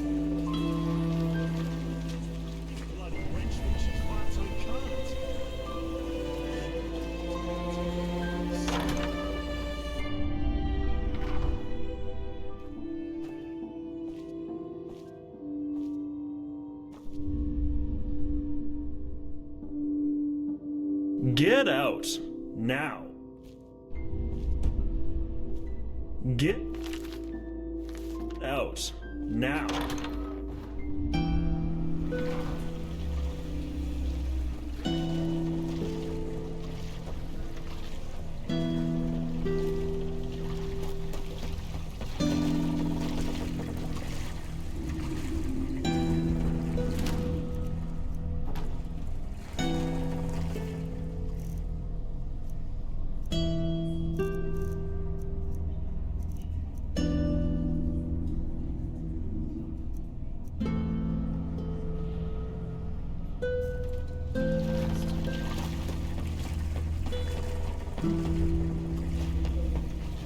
What? Fair enough. Maybe there's a trick or two I could show you, but trust me, they don't come cheap.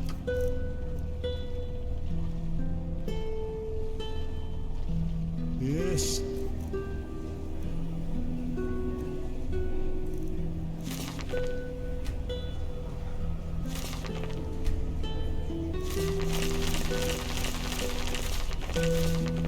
Yes, yes, just roll along, will you?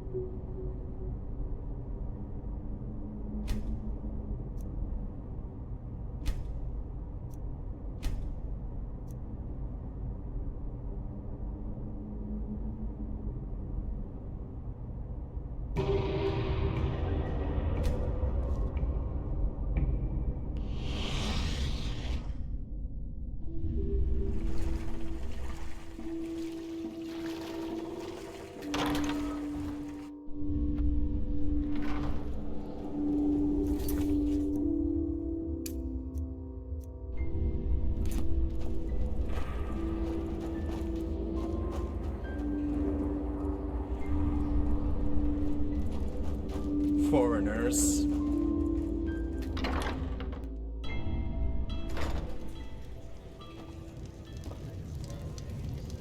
Evening. Hmm? Huh? Move along. Hmm? Quack, Potatoes, quack. garlic, radish. Yeah, that should As be you it. like.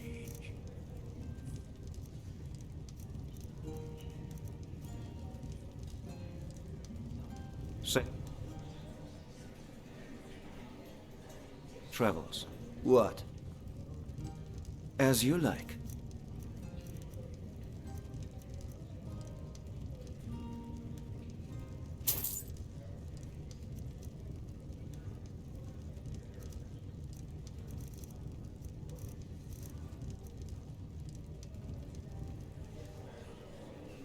Safe travels. As you like.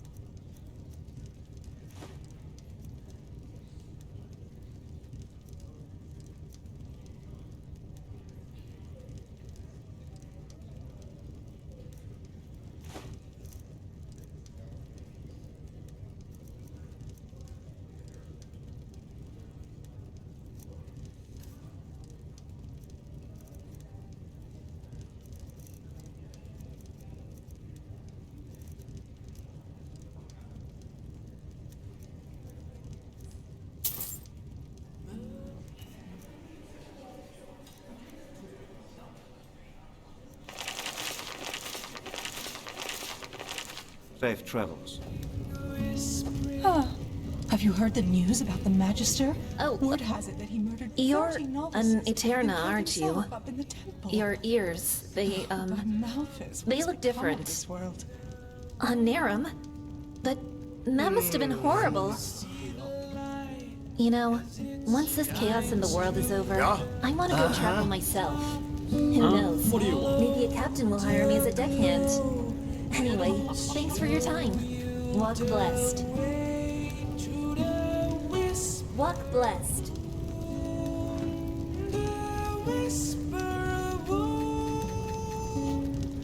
Welcome to the Jewel of the Unders. Sure, if you have the money. Alright, me wife will open up the door for you. Watch out for lice, will you? Bloody flesh maggots. They are everywhere.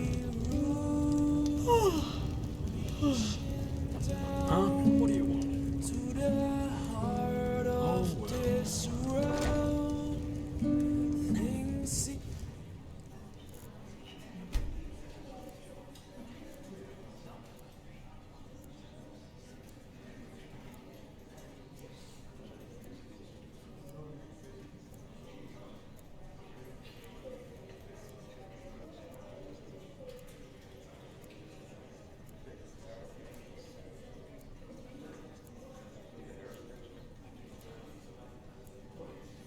So far, and the struggles of life.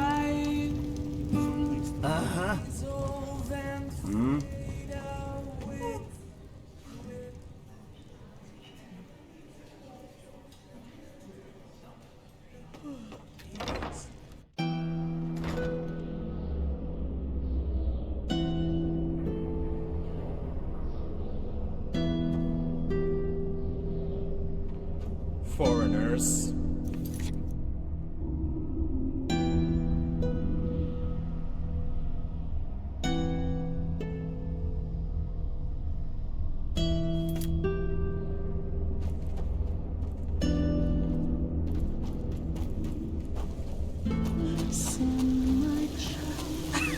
And always remember the tale that struck me in the hearts of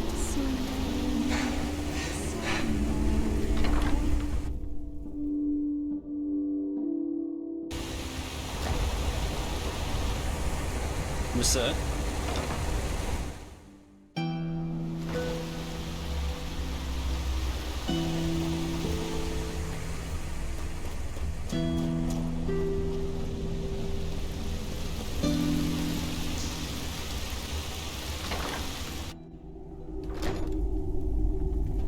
There you are. I was beginning to wonder whether you got cold feet.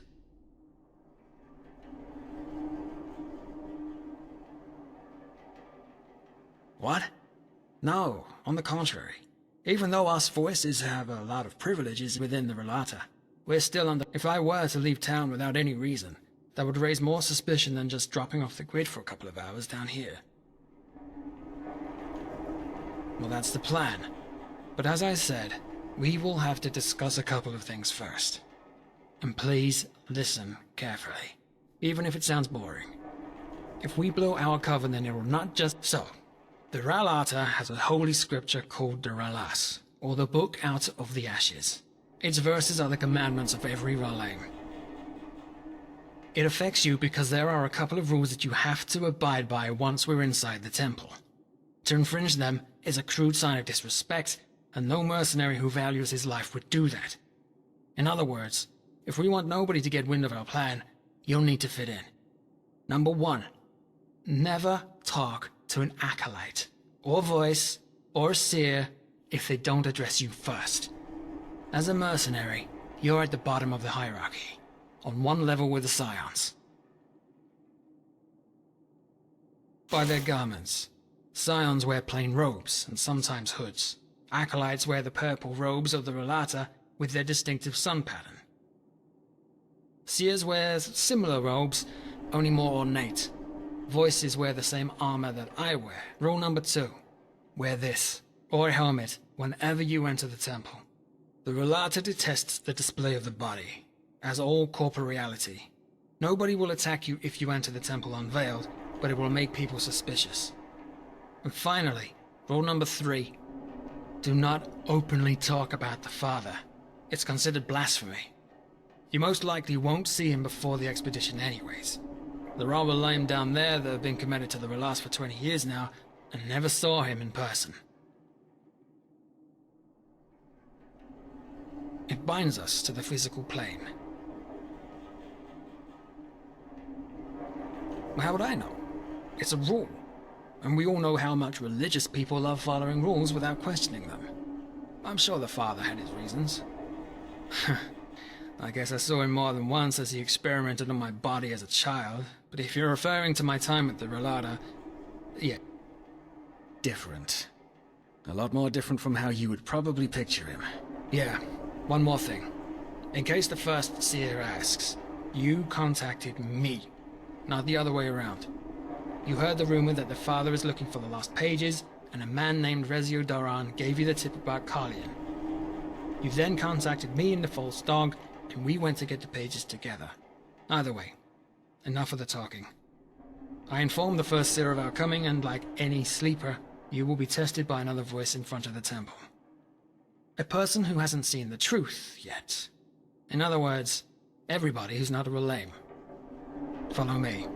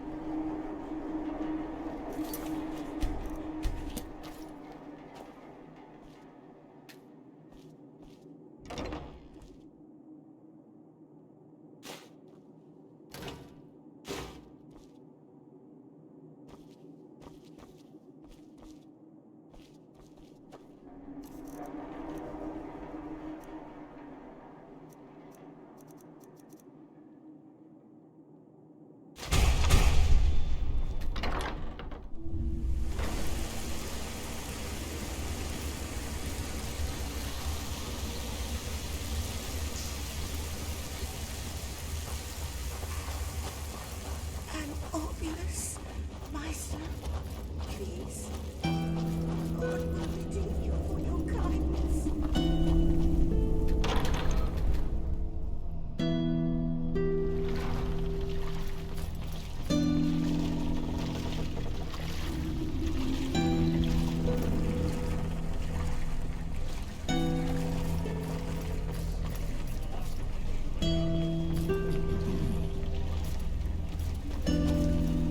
That's a nice dress you're wearing there.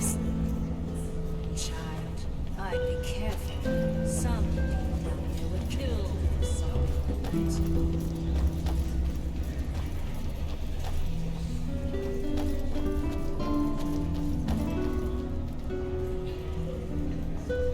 Some people just don't know their path.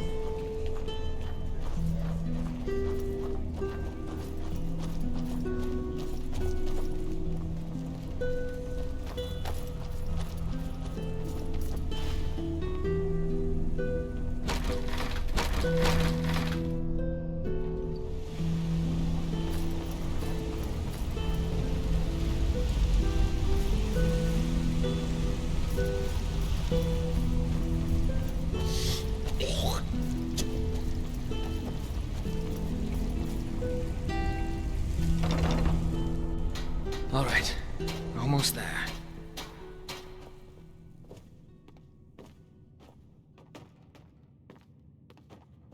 Move along. Should have just paid his shadow tax. Well, some people never learn. Relata Shera.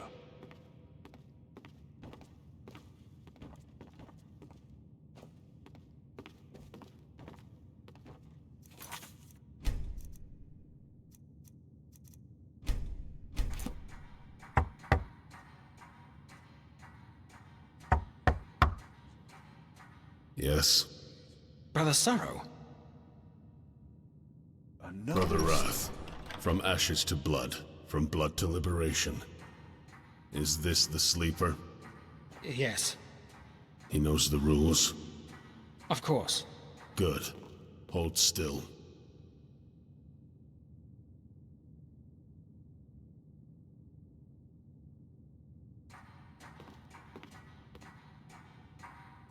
Interesting. You may enter. Thank you, brother. Father's blessings.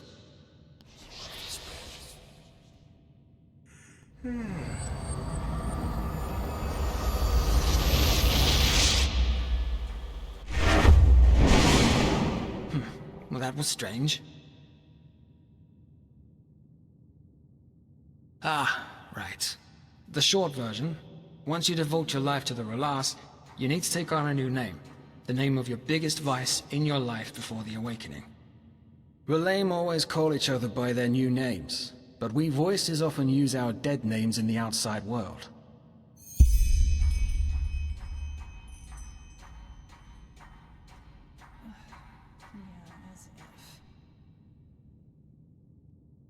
Hardly. Most people don't like talking about their lives before the Relata.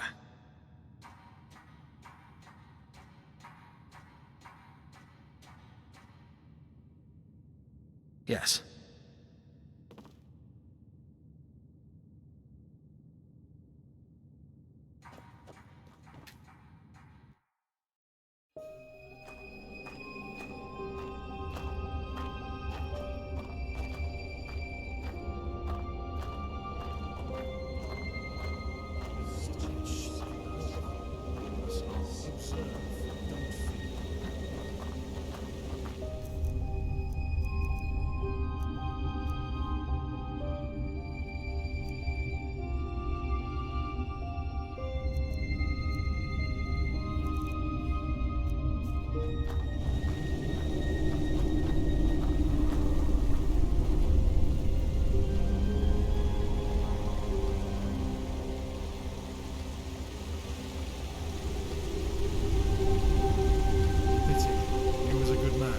Observe, don't fear.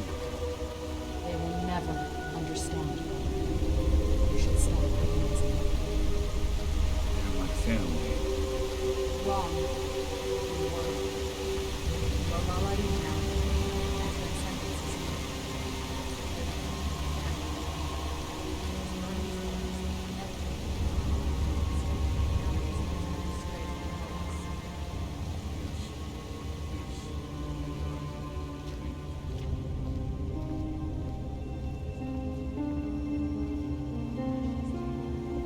First seer.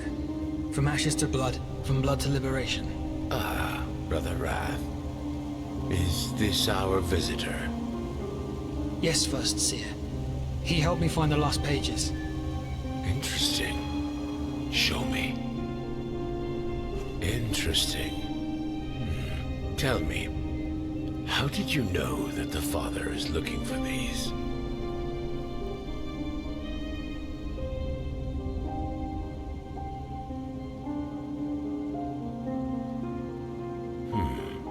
And how did you meet Brother Wrath? Also through your contact?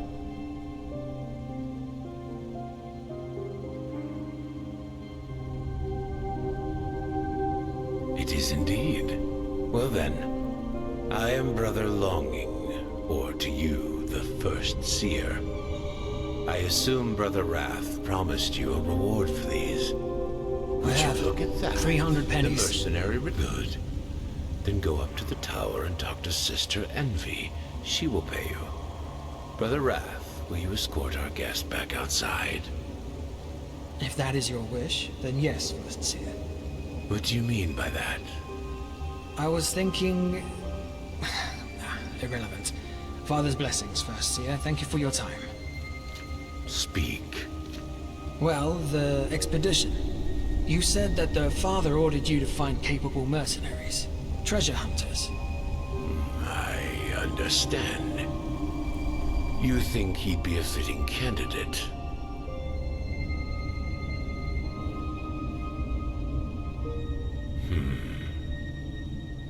He's a sinistrope, isn't he? That's interesting. Correct. And one who knows his craft. At least judging by what I saw. Your aura is remarkable. It's true.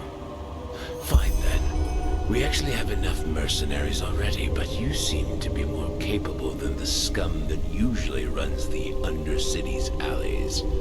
However, before I recommend you to the Father, I want you to prove yourself. Brother Greed.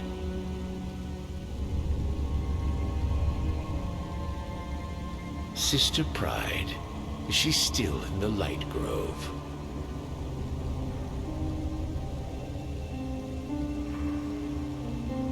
Good. Then escort this man into the Dark Valley. I want you to kill someone for us.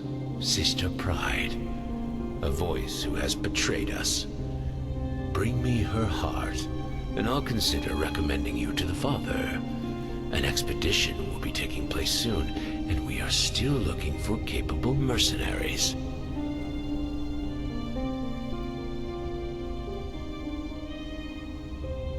As I said, she betrayed us.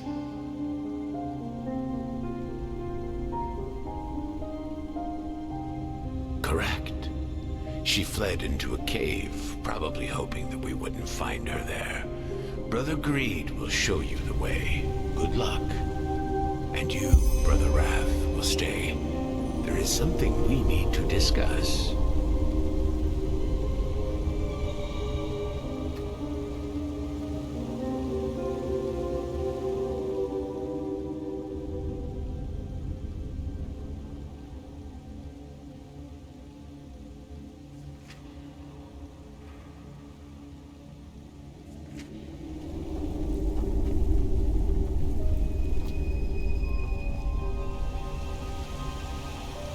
A stranger.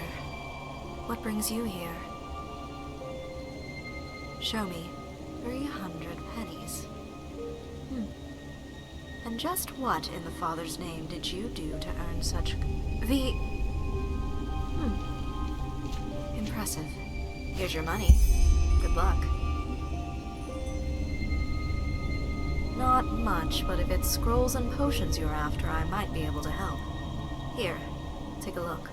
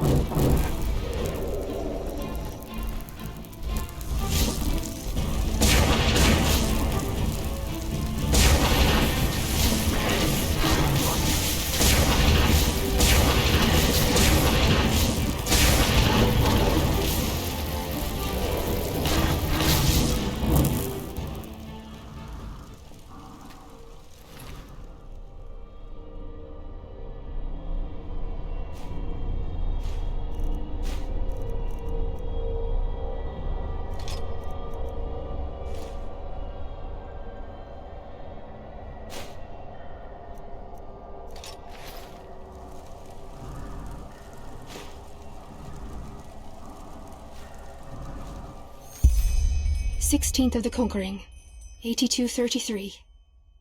I'm going crazy. I'm going crazy and they all know.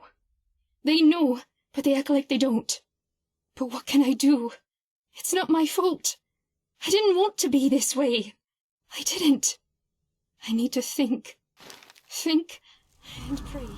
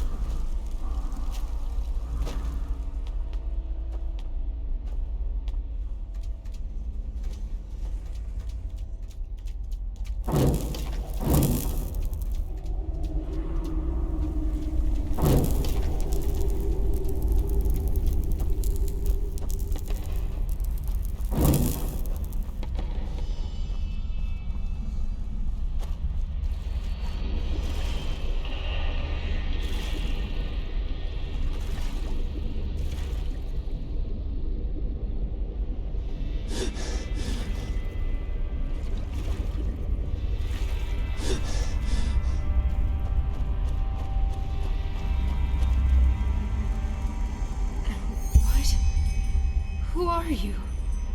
No, wait. You're my punishment, aren't you? You're here to kill me. The faces. I just couldn't bear them any longer. I couldn't. None! At first, I thought it would pass, you know? That it's just a disease, like the fever. But it didn't. It only got worse. This feeling that I wasn't myself. That Sister Pride, Nessa, is only a puppet who thinks she is real. Me, my name, before the Father showed me the Ralas. It started 2 years ago. Sometimes, when I talk to people, their faces began to run off. Like color. At first I thought I was ill, so I drank root every day, but it never got better. Only worse. Everything started to melt. First, until there was nothing left but a smooth, egg-shaped piece of skin. No, of course not. Had they found out, then the Father would have left me behind on the Day of Transcendence. And I couldn't let that happen. Don't you understand? I couldn't. Yes. It doesn't help with the strangeness. But at least I don't have to see faces anymore. Why? Because I was weak. Angry and weak. I thought, if only I fled far away from the Father. Of course they didn't.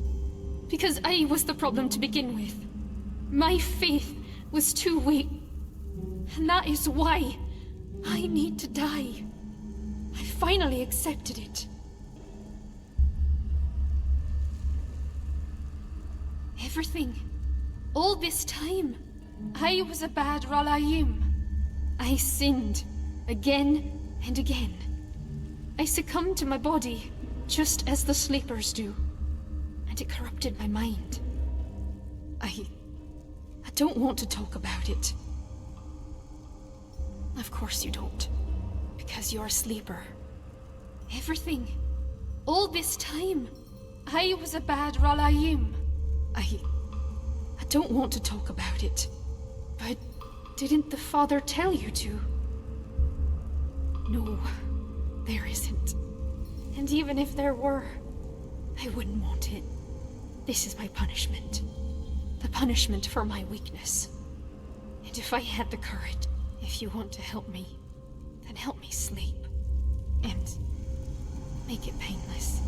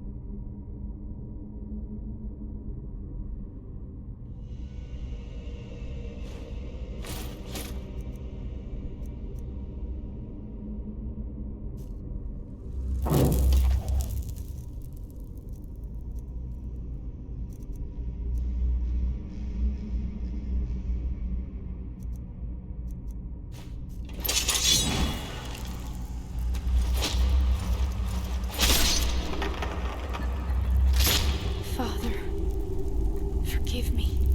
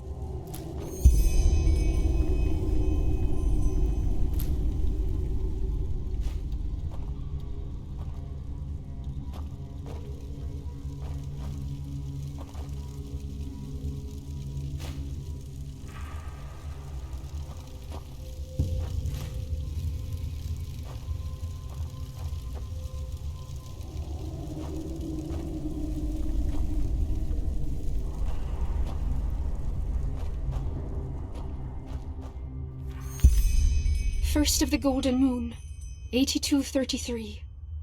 I can't bear it any longer. Father, Malphus, Fate, or whoever is listening, save me, or I will break. I will run, far away from this temple. Far away. Somewhere where nobody knows me, and where nobody sees me, and where I see nobody. Forgive me, Father.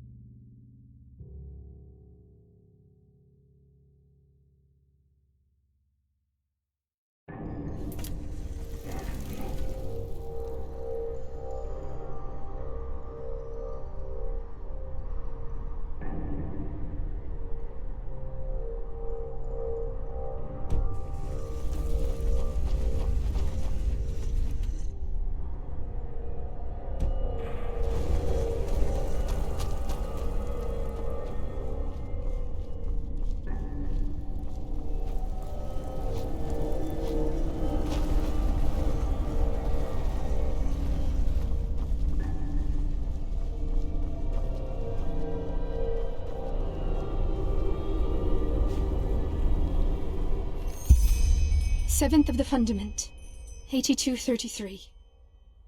Father, hear my prayer. Make me see them again. Make me see them. It's driving me crazy. I want out. Out of the caves. Anywhere where there are no people. I want to be normal again. But I don't want to betray you, Father.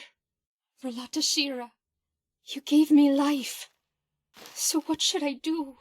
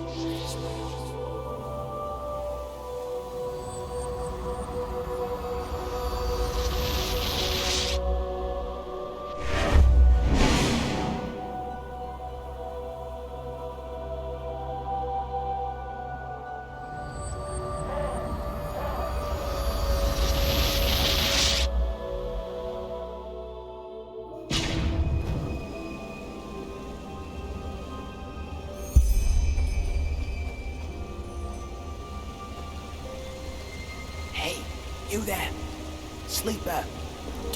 Do you have a second? What?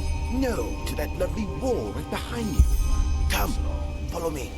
There's something we need to talk about. Observe, don't fear.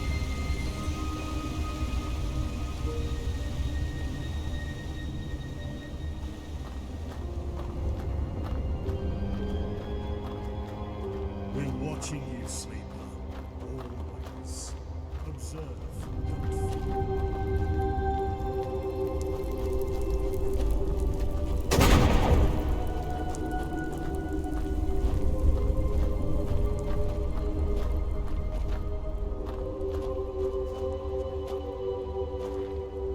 All right, this is better. You're a mercenary, aren't you? You're the one who found the missing pages. Well, cuz I could use your help. What do you mean? Of course we are. Though it might be wise not to go around telling everyone. You as a sleeper are frowned upon. Simple. I want you to find something for me. Relics, old civilizations, collectibles. In return, you'll be paid generously. Well, guess what? Not all of us grew up in rat shit and guano. I'm not from the Undercity. Quite the opposite. Actually, I'm of some... Well done. Why did I leave my oh-so-low? Because it's nonsense. Empty, asinine nonsense. Just The bourgeois try to drown the pointlessness of their existence in costly jewelry, powdered wigs, and orazalian, whereas the godlambs tell each other and the populace lies about the oh-so-glorious eternal paths, where we can all lick honey off a virgin's teat, if only we're docile and subservient enough while we're alive.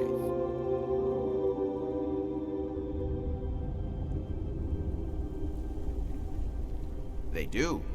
Which doesn't prevent the scion from stashing away a pouch of pennies for a rainy day, does it?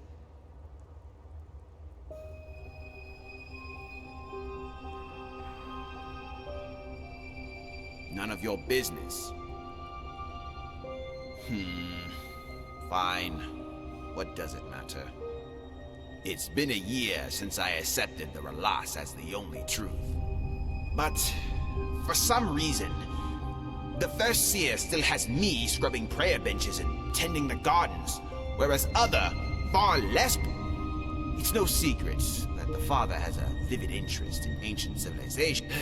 Call it what you will. Anything related to the old civilizations.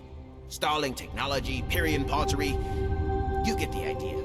It won't just come back here once you've found something. And I'll buy it for a price none of the merchants will offer you. Understood? Good. I'll be waiting. Yeah? Had any luck? I don't have parents anymore. The Relata is my family now. But, yes. I haven't heard from them.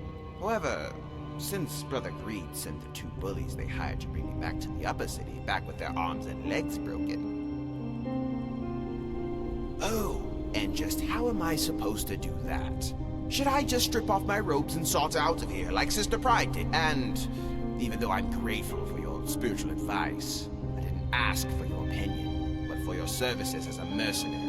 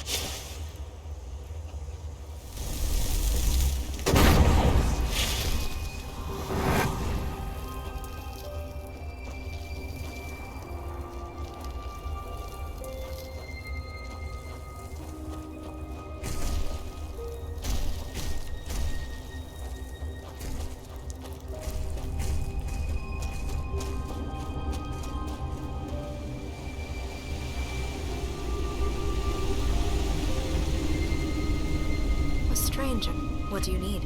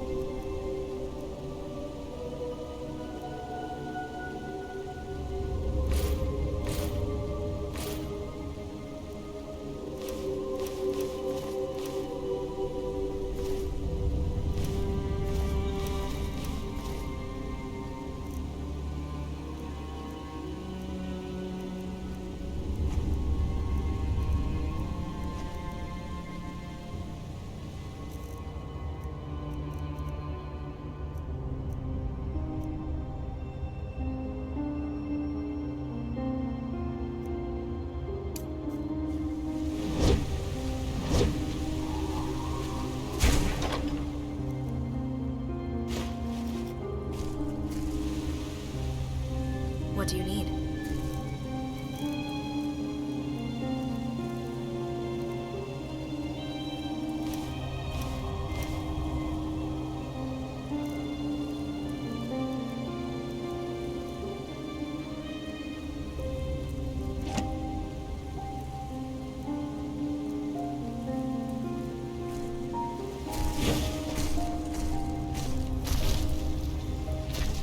Would you look at that? The mercenary returns.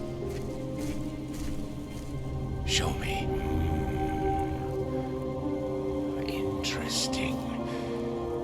Well then, you upheld your end of the bargain, so I don't care.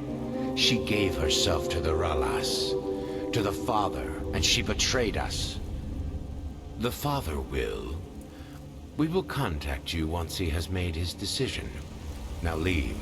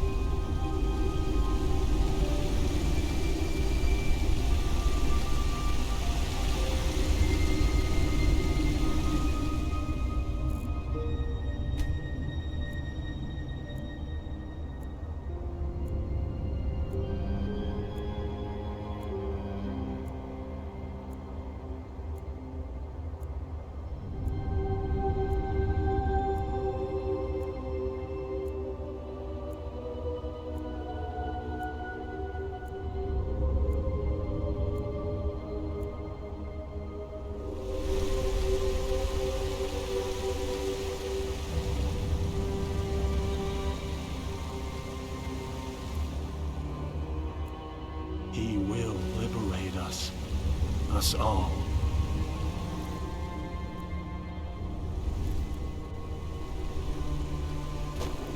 Stupid Observe, full of don't fear. Observe, don't fear. Rialta, Sharon. You're My not sir. from here, are you? I heard you talk. Mind your own fucking business.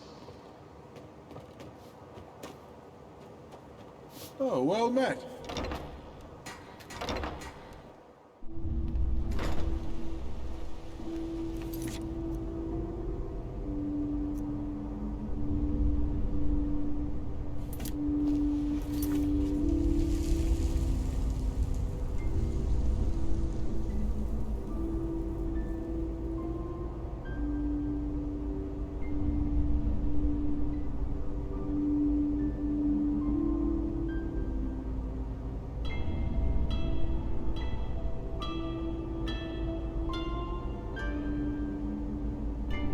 Now there's a treat for the eye. What do you say, darling? You Want to there! spend some time together? Wait! I think I have a letter for you. At least I think it's you. Well, the mice here also said you'd pay me 10 pennies for the delivery. He didn't have any coins. All right. Here's the letter.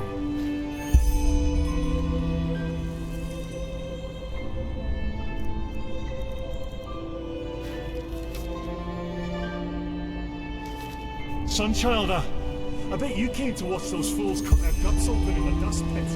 That's the only reason you snubbed everything down here.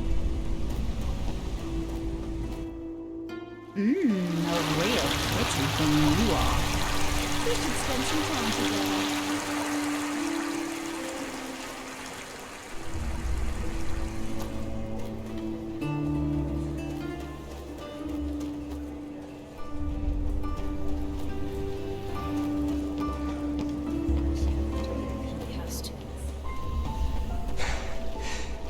What is it? Fair enough. Maybe there's a trick or two I could show you, but trust me, they don't come cheap.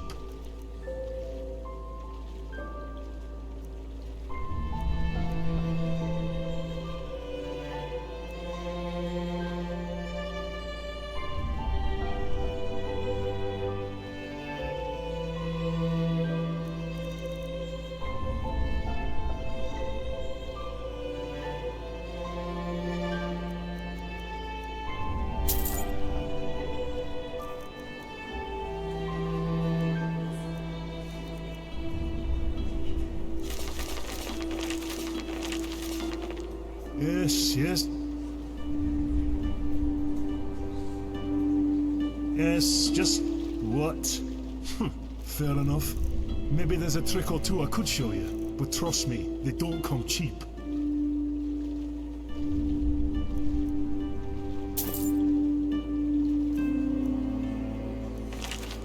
Well then. Fair enough. Maybe there's a trick or two I could show you, but...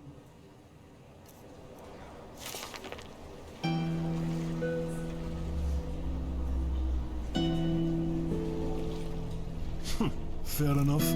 Maybe there's a trick or two I could show you, but trust me. Yeah.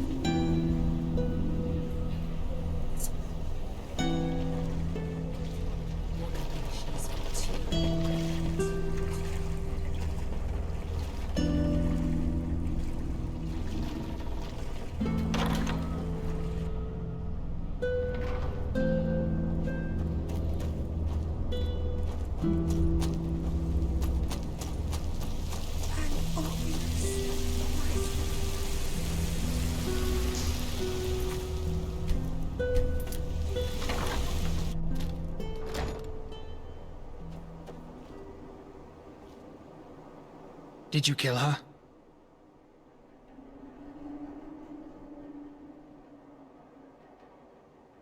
Good. That's good. You know, Nessa joined the Relata only shortly after me. She was an orphan too. We even shared the same bunk bed for a year or so. And now she's dead. That feels strange.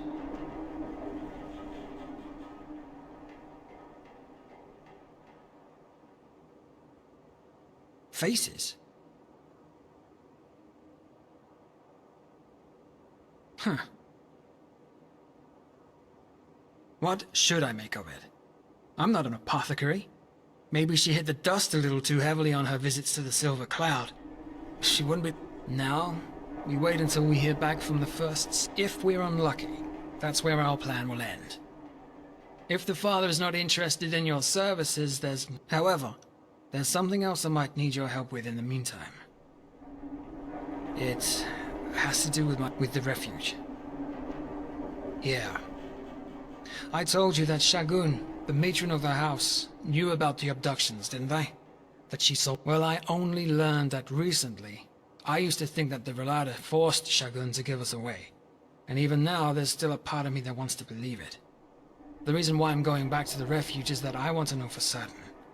I want to know how rotten a soul Shagun really was. And who knows, maybe we'll also find more about what the Father actually did with us children. More about the experiments. I hope so. It was closed down after the flesh maggot plague killed Shagun, so her documents might still be there. Thing is, ever since the Red Madness, the place has been crawling with lost ones. Exactly. I'd probably be able to do it myself, but now is the wrong time to take on this. So, let's meet at the marketplace, right in front of Zorgben and Sons. I'll make some preparations.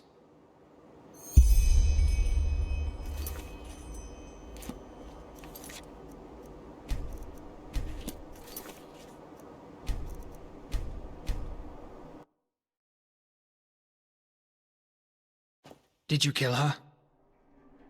Damn it! Why didn't you do it? Oh, really? Then you have an interesting definition of innocence. How do you think Sister The chances are 50-50 that the whole thing will leak out. You might have thought you've endangered... Anyway, you've given me little reason to... Faces? Huh.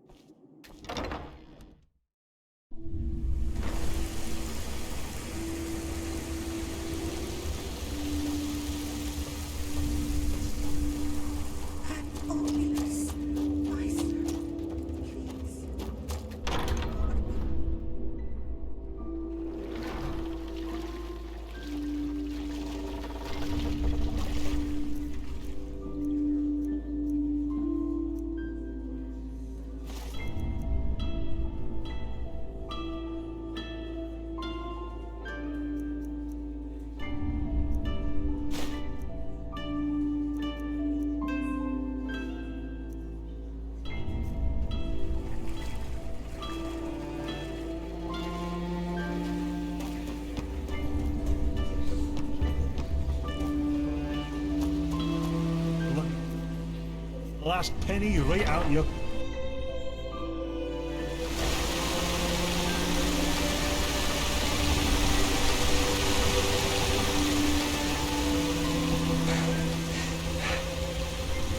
Please, just leave me be. Please, just...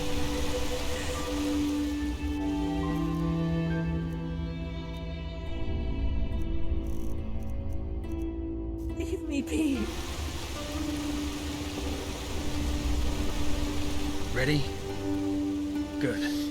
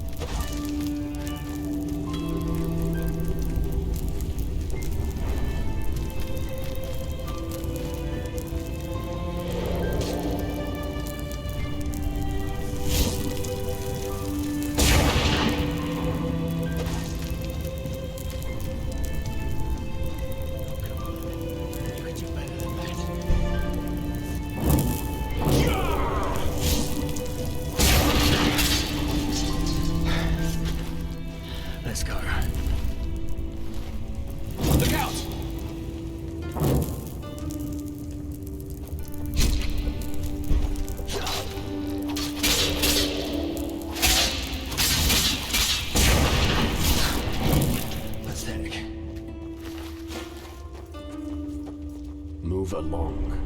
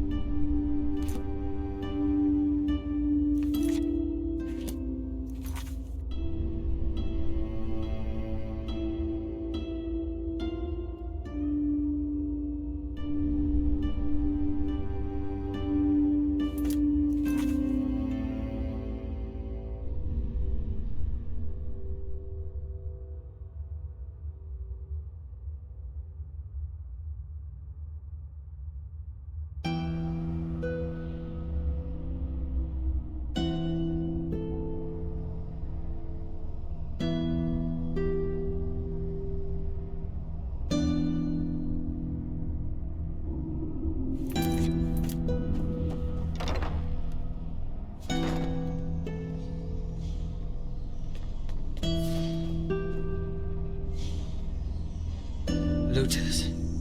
I guess they were hoping to find something of value in the orphanage after the plague broke out. Come. On ahead. I'll cover your back.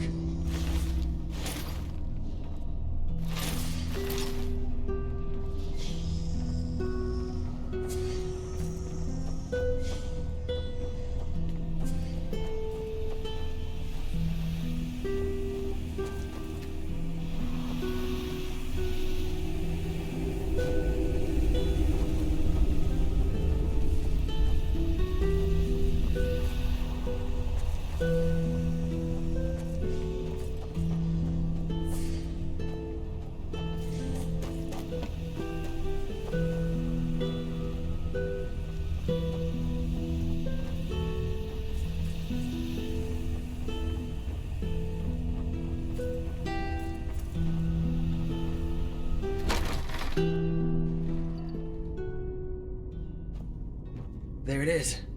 Huh. Strange feeling to be back here after all those years. We should... Wait. What in place... Never mind. Sorry. Shagun's office should be on the first floor. Let's take a look around.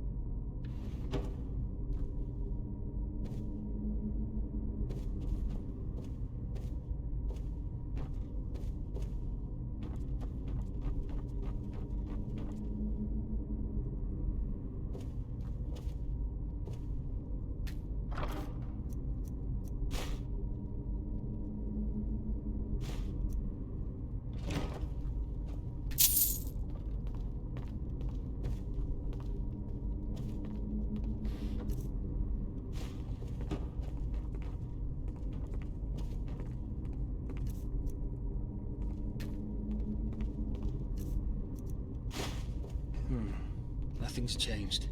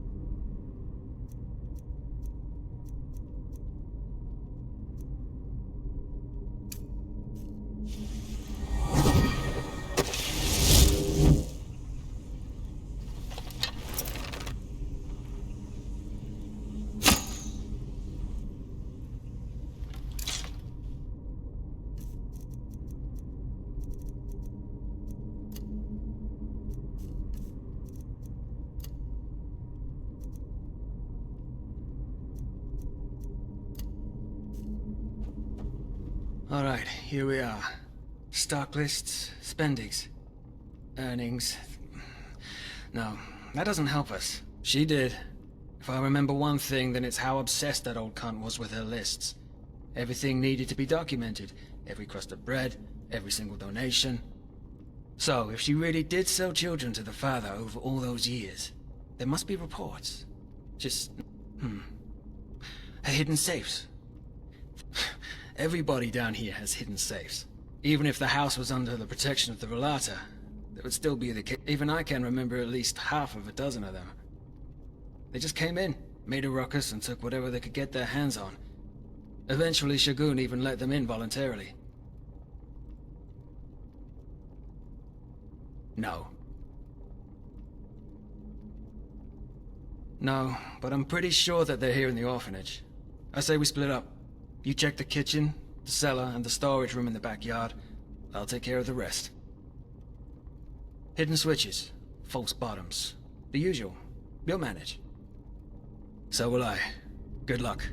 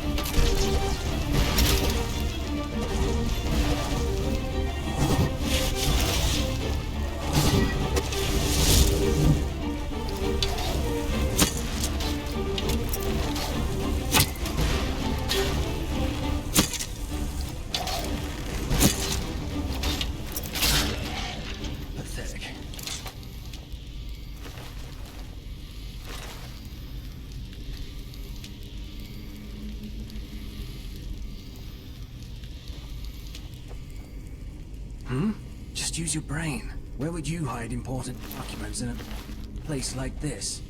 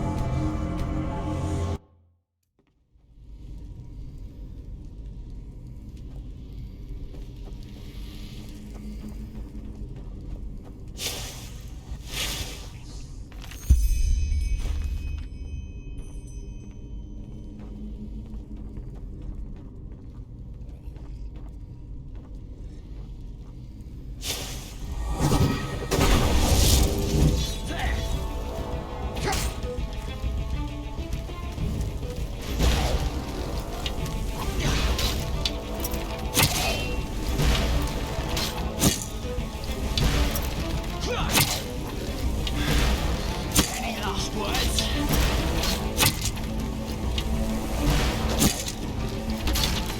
Waste of time.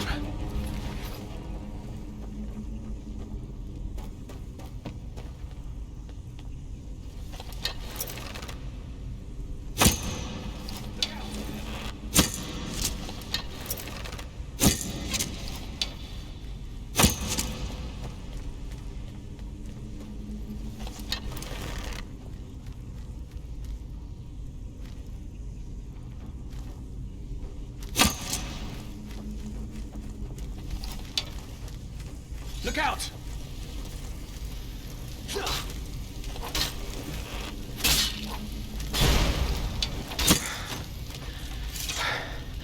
Let's go.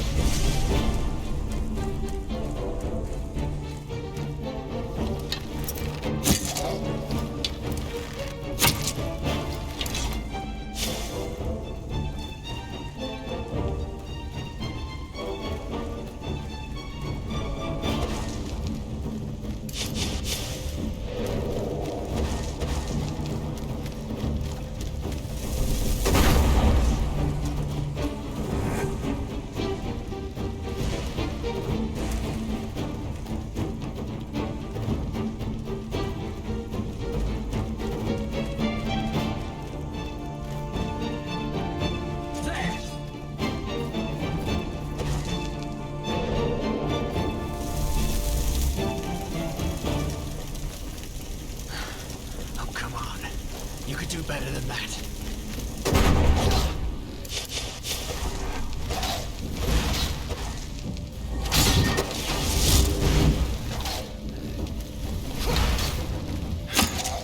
Any last words?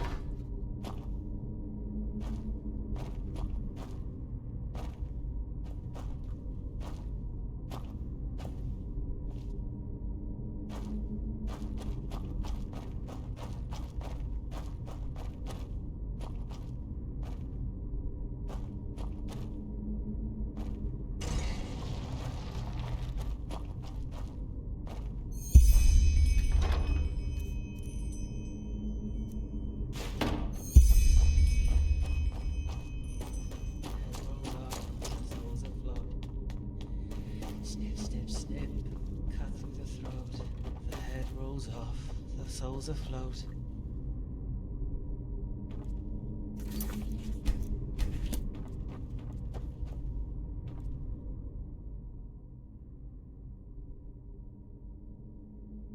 Thariel? Yes, Thariel. Back then he still existed. Now he's gone. Now there's only Brother Wrath. He killed them all, you know.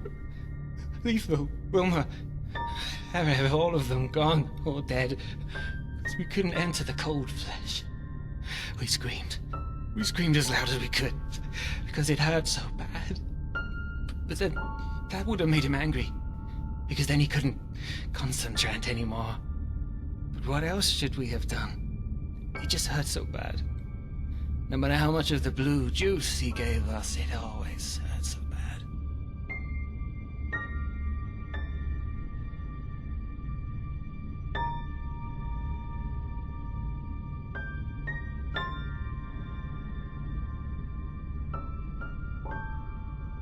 Father. Yes, our father. We never saw his face, you know. She always wore this mask, this terrible, scary mask. Yes, he wanted to make us happy. That's what she always said, that she wanted to make us happy. At first I believed him, but then they took Letho. Letho, they just came in and took him into the room. I heard him scream. Hours and hours, and then suddenly silence. Silence for eternity. But I shouldn't talk so much. Too much talking makes the father angry. Just let me sleep, will you? Just sleep.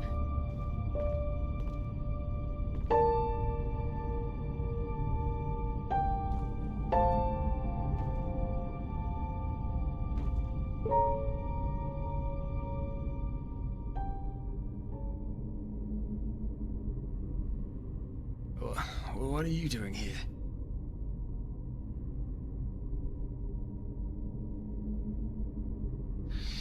What happened?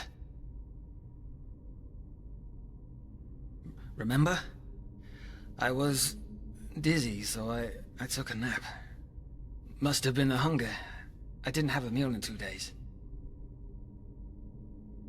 Seizure? What do you mean? What? But... why? What did I say?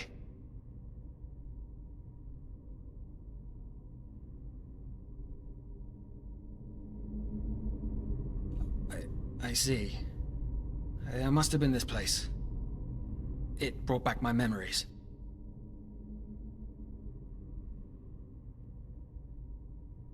What do you want to hear?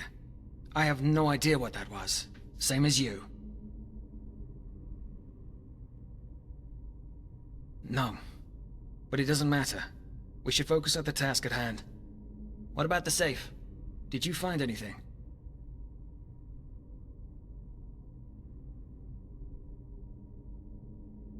Look, I just don't want to talk about it right now. Is that so hard to understand? Now tell me, what about the safe? The documents? Let me see. Can you believe it? That's a list of all the children who were sold. Name, age, price. She sold it, but it doesn't say anything about what the father did to us. Did you find anything else?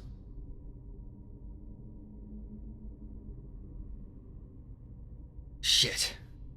Well, what did I expect? It was worth a try. Do you want to know something? Shagun... I always thought she was living proof that not everybody can be corrupted if you shove enough money up their ass. Seems I was wrong.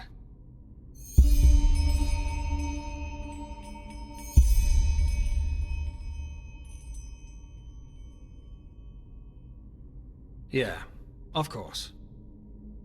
Did I?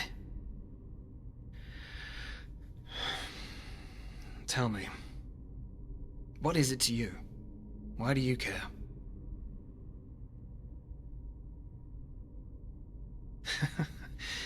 As if You gave me little reason to distrust you, so why the fuck not? If we're unlucky, neither of us will be alive anymore 2 days from now. Come. Let's find somewhere to sit.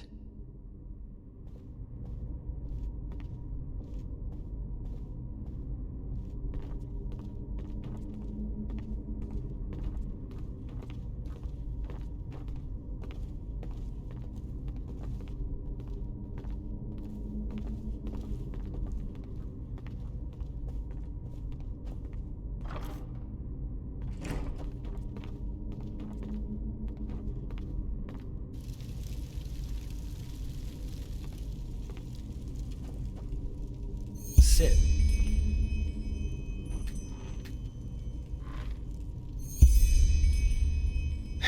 All right. Let's keep this brief. My family discarded me as a child. And no, I don't blame. I was weak, frail, and always ill. It was unlikely that I would see 5 winters.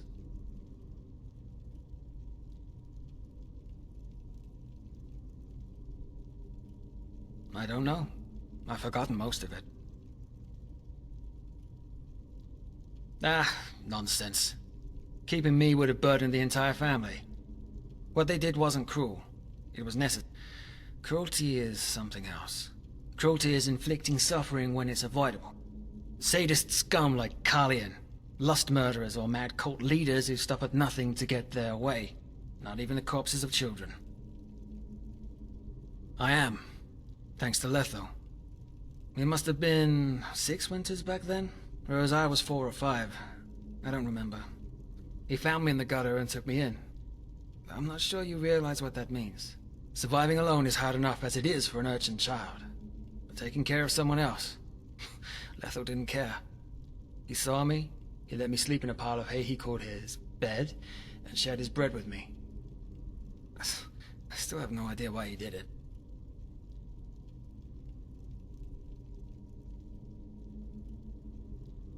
I don't know. They never wanted to talk about it. Not even later, in the orphanage. In the sewers. It's full of robbers and thieves and other scum nowadays, but back then, there were lots of secret corners and tunnels for a child to hide in. The good old days. It did, but there were a limited number of beds.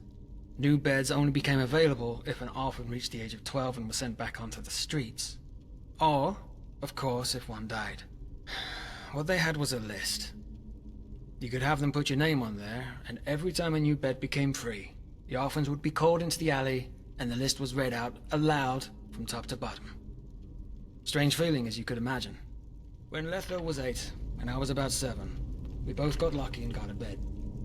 We spent 5 years there, and 1 moon before the abduction by the Relata, shortly before his 12th birthday, I swore to him that I'd come with him once they put him back on the streets.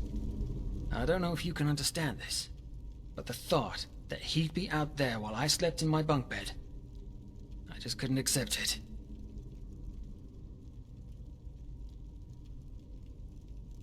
What do you think? He called me an idiot, and rightly so, because I was still the frail little kid I had been when my parents abandoned me, and that ugly cough that I had would still come back every time winter returned. Still, had push come to shove, I would have followed him. Nothing and no one could have stopped me.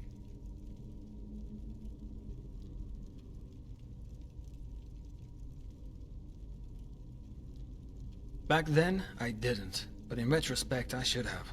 For example, there were those twin sisters. One morning we woke up and they were gone. Shagun wouldn't say a word about it, but we thought it was because they'd died and she was in mourning. Now I know better. Peaceful. It sounds strange to say it after all that's happened, but if I'm being honest, the years in the refuge were the only truly peaceful time in my life. Of course, it wasn't a picnic. Food was scarce because the orphanage stayed afloat only through donations, and we had to work a lot. You know, clean, cook, tend to the garden. But still, we had a home. Or at least we thought we did. Yes, me and Letho. I still remember that day as though it was yesterday. It had been an exhausting day and my cough had come back. Shagun put out the candles and we fell asleep. Then, all of a sudden, they were there, right in front of our beds. We screamed. We struggled. Tried to flee, but it didn't matter. Uncle Nalek was there to help the masked men to calm us. Shagun and the other adults, they just stood by and watched. Can you imagine? They just stood there and fucking watched. You know the rest of the story. They put sacks over our faces and threw us into a carriage, like cattle on their... Then, darkness. The next clear memory I have is awaking on a pile of bodies in the corpse pit. No. Of course I looked through that corpse pile as well as I could, but there was no one there. No one. It was real, you know? Letho and I were there for each other through it all, and he was my best friend, my brother, my family. Damn it, he was the only one I ever had. And now he's dead. His skeleton's probably rotting somewhere in the sewers, if the father's experiments left any of his body at all. I don't know if you can even remotely understand how much I hate this person. He is evil incarnate. It's that simple. What do you think I am? An idiot? Of course I looked for him. For weeks, months, fucking years. But nobody had seen him or even knew who I was talking about. For them, he was just another dead orphan in the caves. Backup. I don't believe in backup anymore. Just look around, will you? This thing we call our world. What is it if you take away the glitter? A ring? A fucking arena? They all just care about their own ends, and they are willing to do anything to see them through. Lie, steal, murder. And now? Now they're talking about the red madness, as if things hadn't always been the way they are now. Friendship is a privilege for the young and foolish. Letho always believed in the good in people. And look where it got him.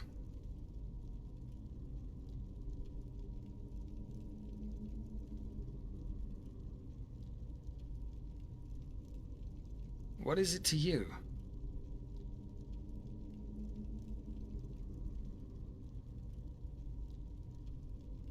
Can it? If you ask me, there's nothing more superficial than love. Well, okay, let me ask you this. Imagine a man with terrible burn scars on his face. What do you think? Would it be that man the women dream of when the bards sing of a knight in shining armor coming to their rescue? Bullshit. The love you're talking about. It's a simple equation. If you're attractive, rich, or powerful, you might get to enjoy it. If not, have fun. That's one of the few teachings of the Relas I actually agree with.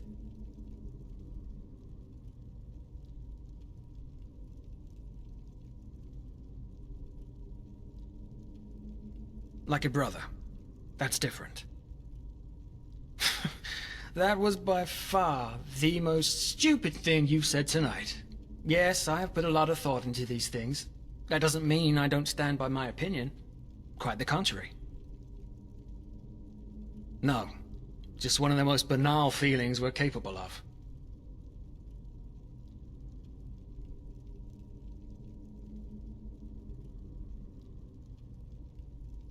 Yeah, you'd know. It doesn't? Then fate has a bad sense of humor.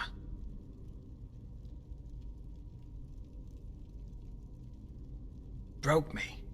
Trust me, I'm quite intact. You know, being on my own, as you put it, it doesn't bother me. Not at all. I know how it must sound to you, but if you're alone, you're invincible. The worst anybody can do to you is kill you. And since death is the end of all feeling, it doesn't matter anymore. Friends, family, love, they leave you open, exposed. For me, things are simple. If the father kills me, I have failed. But at least there'll be no one to mourn my loss. No widow, no children, no friends. A clean cut, as though I never existed. I'll see when we get there.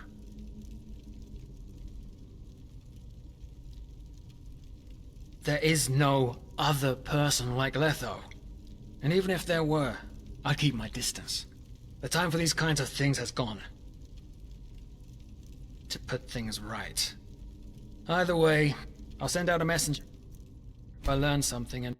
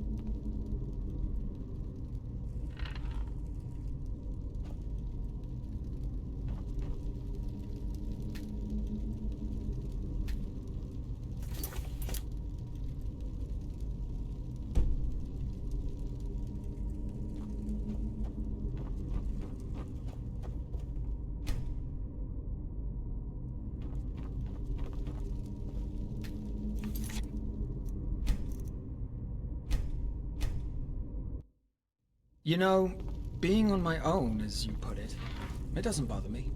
Not at all. I know how it must sound to you, but if you're alone, you're invincible. The worst anybody can do to you is kill you. And since death is the end of all feeling, it doesn't matter anymore.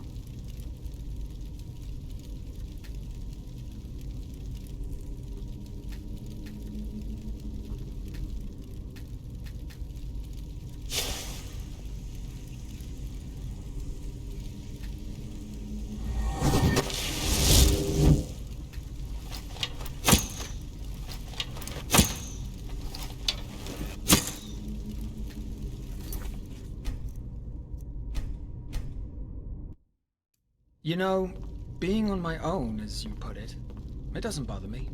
Not at all. I know how it must sound to you, but if you're alone, you're invincible. The worst anybody can do to you is kill you. And since death is the end of all feeling, it doesn't matter anymore.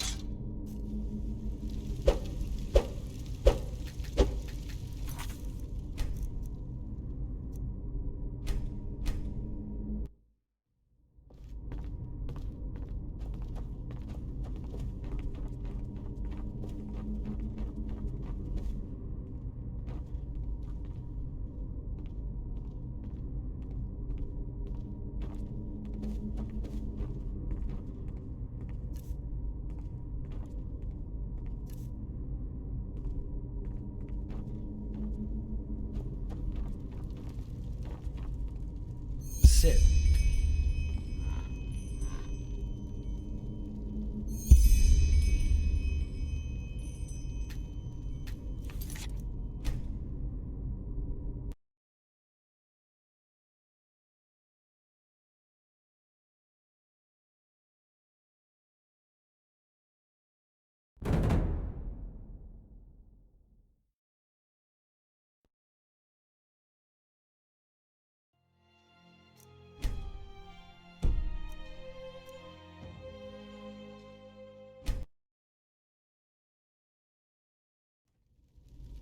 Friends, family.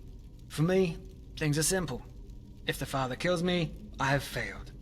But at least there'll be no one. I'll see when we get there.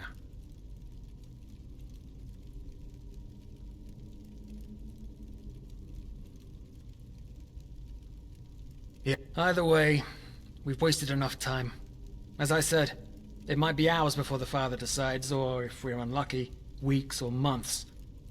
I'll send out a messenger if I learn something, and should anything unusual happen, just meet me at my hideout. I'll be there for an hour every day before nightfall. Until then, do that.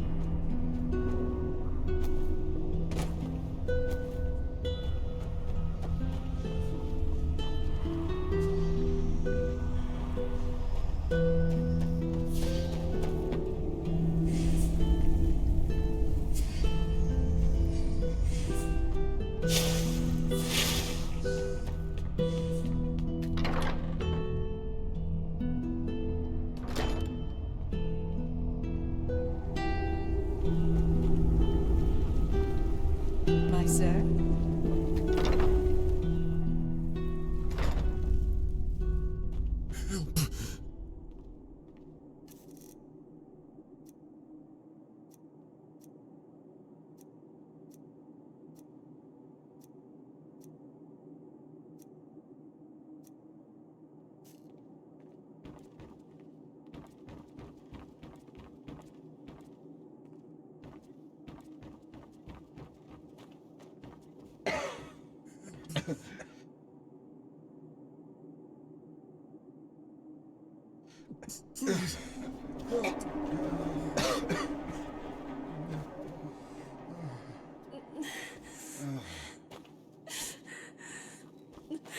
There must be a solution to this.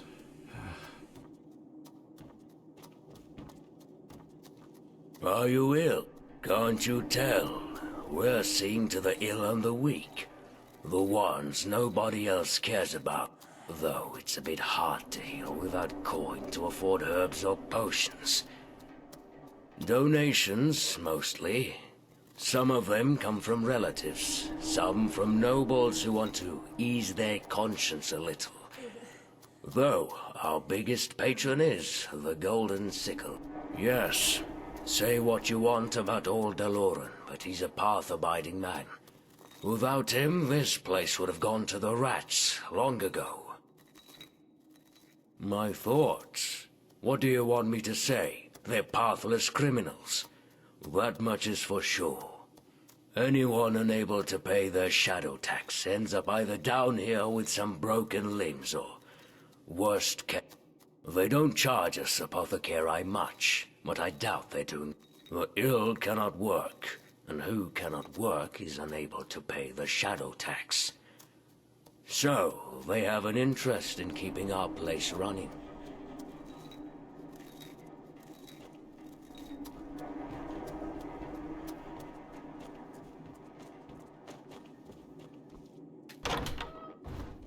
What? What? Who are you? What? Who are you? When was the last time I slept?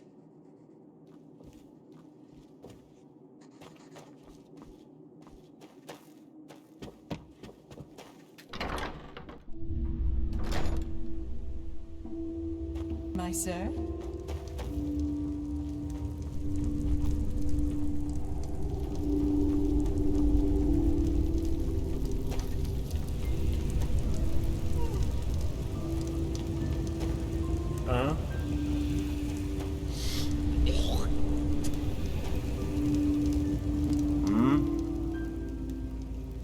As you like.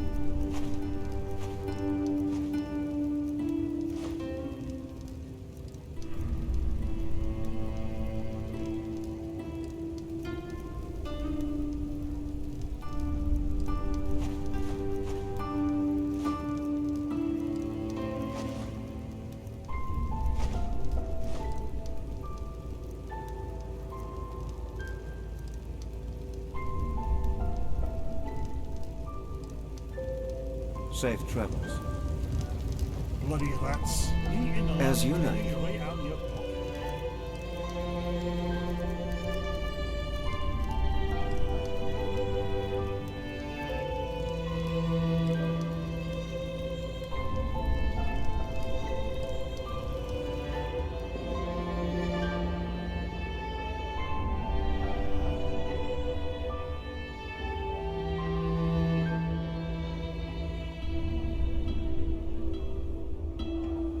Safe travel. What? As you like.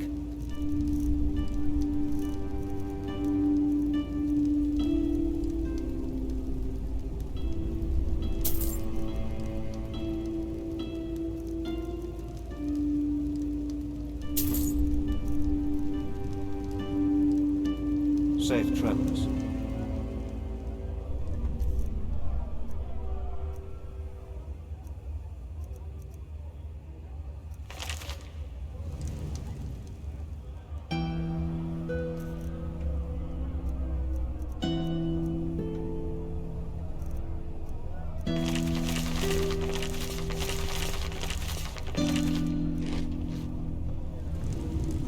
Move along. Please, just...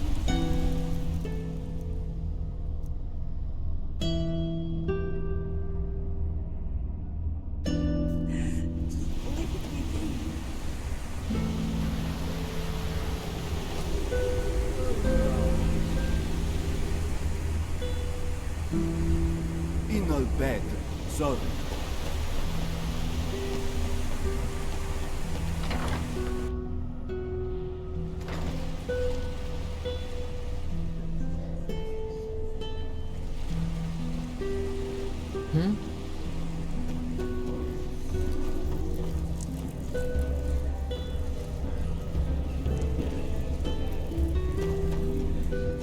Woman thinks she's Vatira incarnate. What is it, Sunchild? Fair enough. Maybe there's a trick or two I could show you, but trust me, they don't come cheap.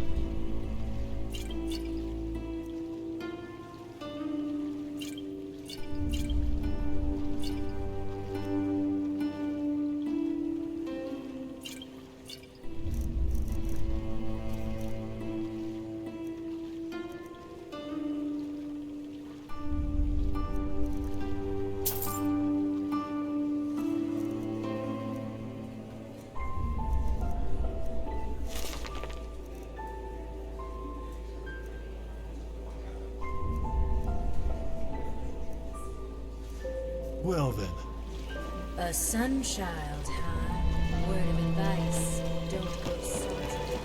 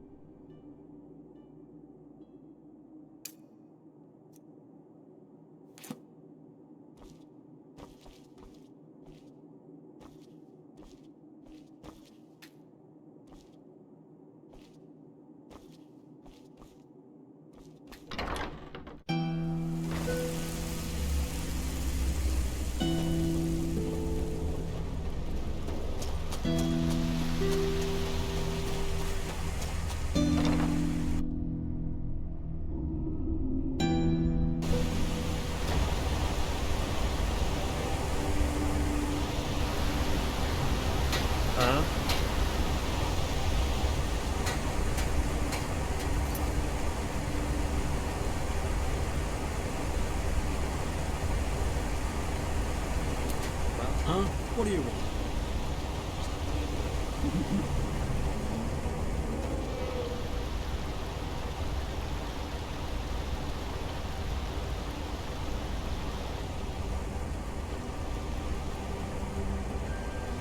Greetings.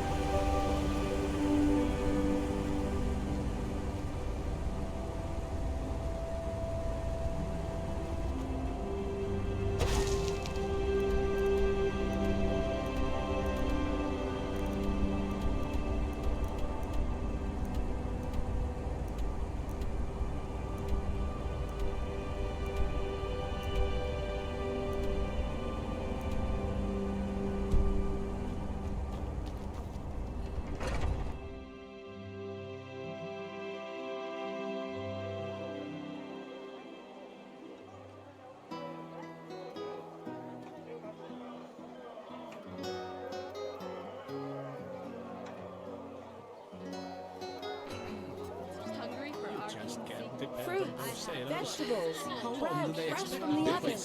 Treat yourself. Seek, then come and take a good long peek.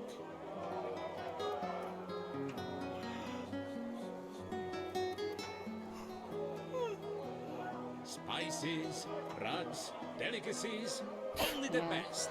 Straight from Hungry? I've Take got a look. just what a weary traveler.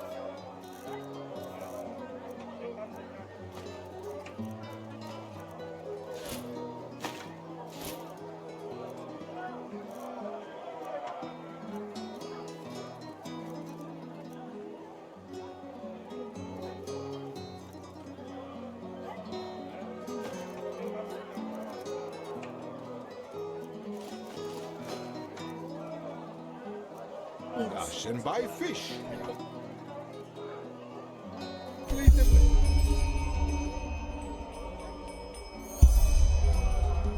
And fresh from the Red Sea.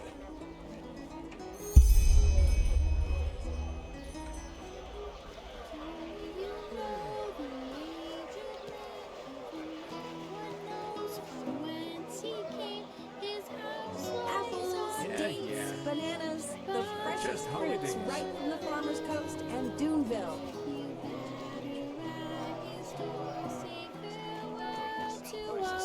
Sorry, Dad. Really of the writings, the eternal timeless. Yes? Though the guards of Al-Rashid, with an exemplary act of bravery, prevented their foul attack, their lies have already poisoned the minds of those without virtue. Countless murderers, cowards, and criminals joined their so-called cause, and now fight against the reign of the Lightborn in the streets of the Grand City. So let us pray, men and women, children and elders. Let us pray for our brothers and sisters across the Red Sea. Let us pray for Saldrin and the Golden Queen.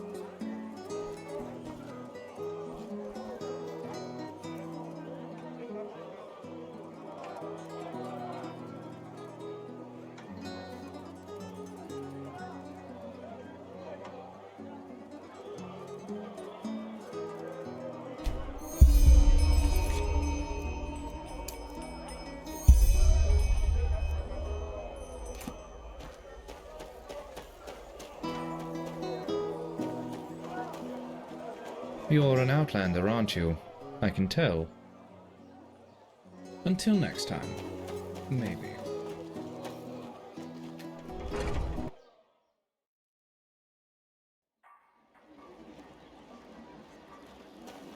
Greetings.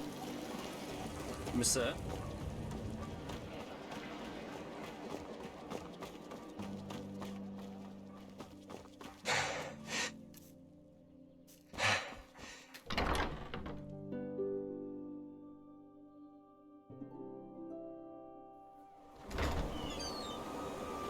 Walk west.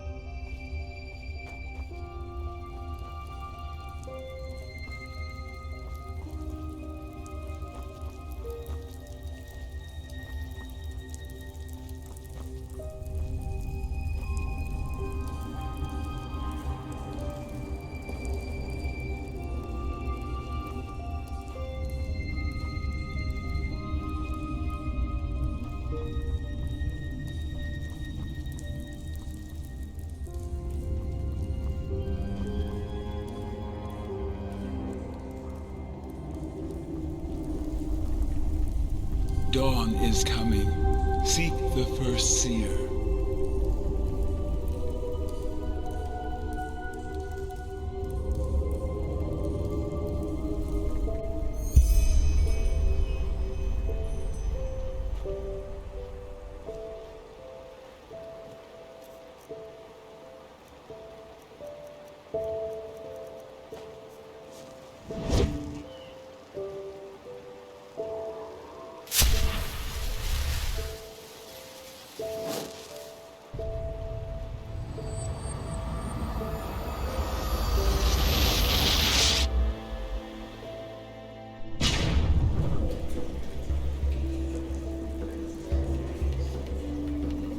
My sir.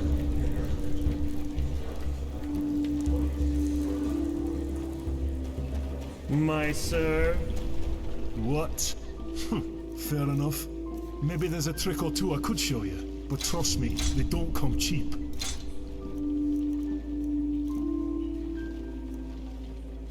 Yes, yes, yes. Just move along, will you?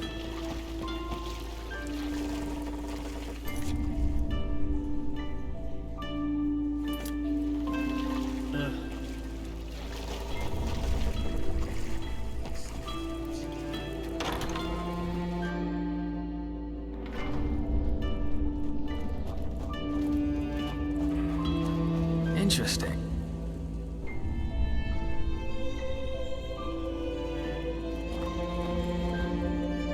What?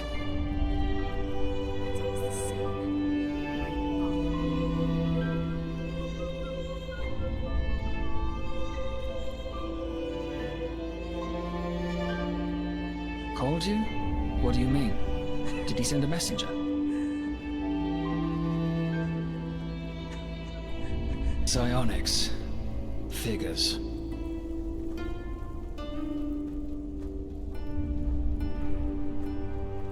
No idea. Probably some kind of passphrase. No, it wasn't your dream. It wasn't. You must have planted it in your head while you were at the temple and simply triggered it last night. A mental puppet play, if you want to call it that. Well, you'll see what this is all about then, but I'm pretty sure he's considering you for the mission. And this is his last test. In other words, our plan has worked. Correct. And, thank you for filling me in on this. A sun child, huh? If you came to watch the fight. Apparently someone beat the beast. I wish I'd seen that.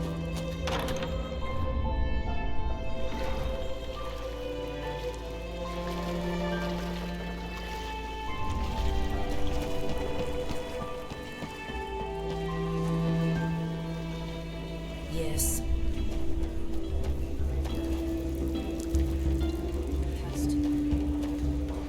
Some people just don't know their path. A sunchild, I bet you came to watch those fools cut their guts open in the dust pit.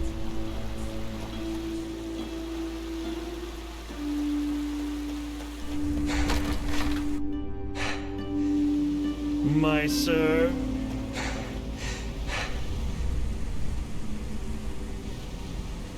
An obvious, my sir, please. Lord will redeem you for your kindness.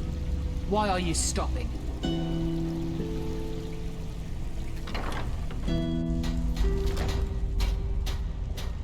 Move along. Behave yourself, sonchild.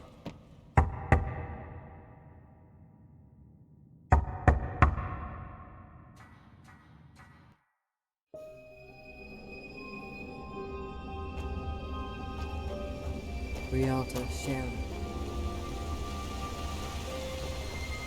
Isn't this nice? A sunchild graces us with its presence. Conduct yourself, William. This isn't the other city. You? I thought my instructions were clear. Wait a dream. That?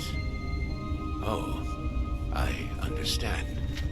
Then go see Brother Sorrow at once and tell him the same thing. He will lead you to the Father. It doesn't matter. That is correct. Which is why I hope that you realize how great an honor. Go up to the tower, deeper into the mountain. At the end of the hallway, you'll find stairs ending in a wall. Now go. The father must not be kept waiting.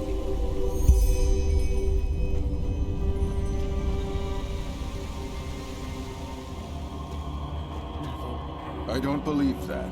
He wouldn't just run away like that.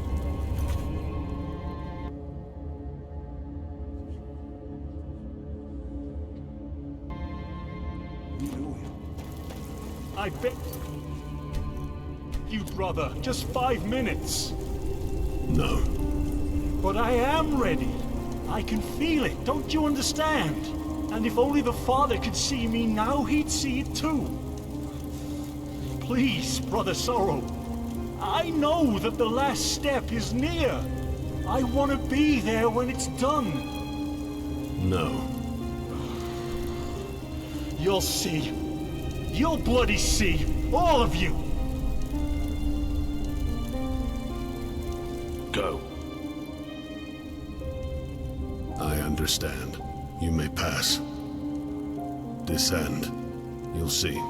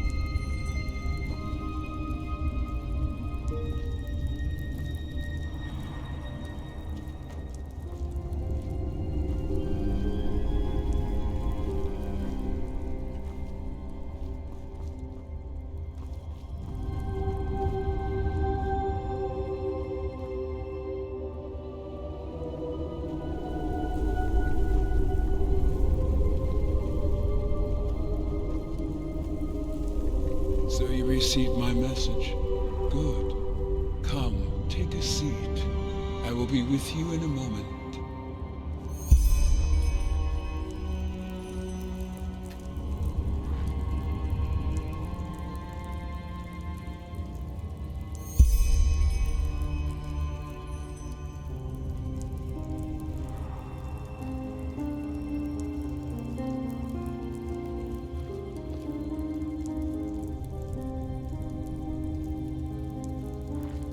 Well then, good to finally meet you in person. I would introduce myself to you, but you already know who I am.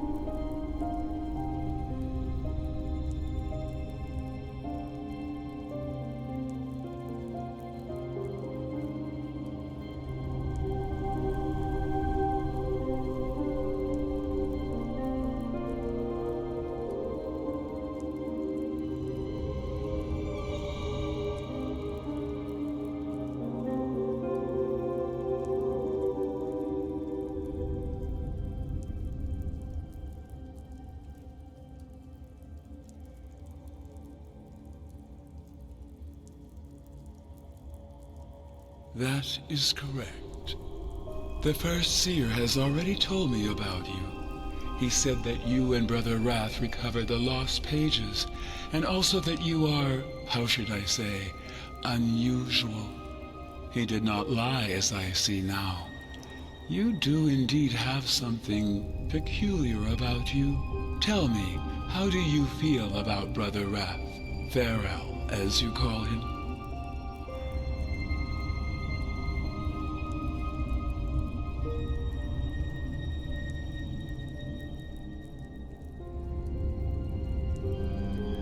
Well, do you feel sympathy, antipathy, affection, hatred, or maybe even a connection of sorts?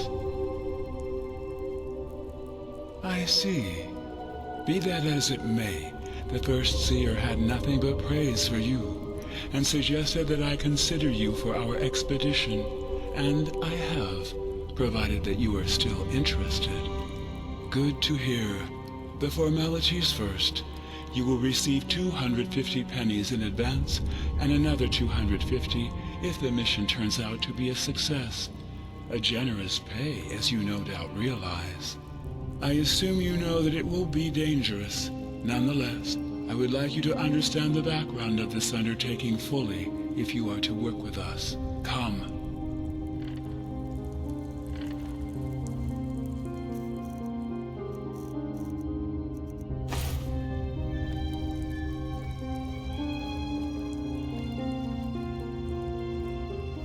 I present the human body, a simulacrum. It's not. As I said, I want you to understand. Does the name Manit Dalgalang sound familiar to you? The man who left his body. He was one of the former Grand Masters of the Order, a righteous man, but also of a very reclusive nature. It is said that Dalgalang had always been a little peculiar. In the few records that are left of him, he once described how he never felt as though he belonged in this world.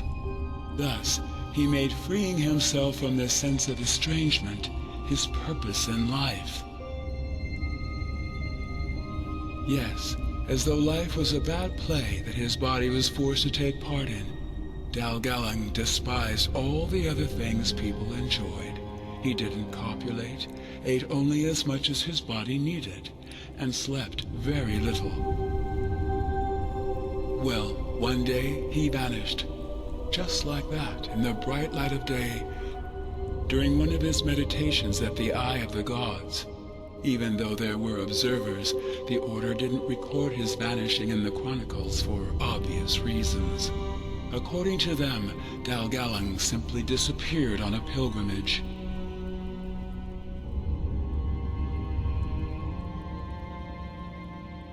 I believe so. He succeeded in freeing his spirit from the vessel of his body, and the strange occurrences that happened after confirm my theory. His mother, for example, insisted that he visited her in spectral form at the death feast, and told her that he was sorry. His servant, who was the closest thing Dalgalang had to a friend, heard his voice when he laid down flowers at his pathstone. Or the keepers, who saw a ghost meditating in his former laboratory at night. All coincidences or phantasms, you may say, but to me, it is clear that Dalgalang achieved his goal. He managed to separate his soul from his body. He achieved transcendence. I suppose you could say that, yes. Dalgalang was among the first humans to realize how misguided we are and how little of our potential we actually use. When I first heard his story, I instantly recognized myself in him. In particular, his fascination with the idea of overcoming our fleshly nature. I was enthralled and made this idea the purpose of my life, which finally led me to found the Relata. Frankly, I still find it baffling how few people share this quest. All they care about is the satisfaction of their carnal desires. They are so proud of what separates them from a pig, and yet they achieve little else in their lives. Eat, copulate, die. And all it would take to show them what their minds are capable of would be a glimpse into their dreams. Either way, I digress. Well, are we not freer in our dreams than we could ever be in waking life? We can have our bodies take on every shape there is, and time and space are meaningless. Imagine having this kind of freedom in reality.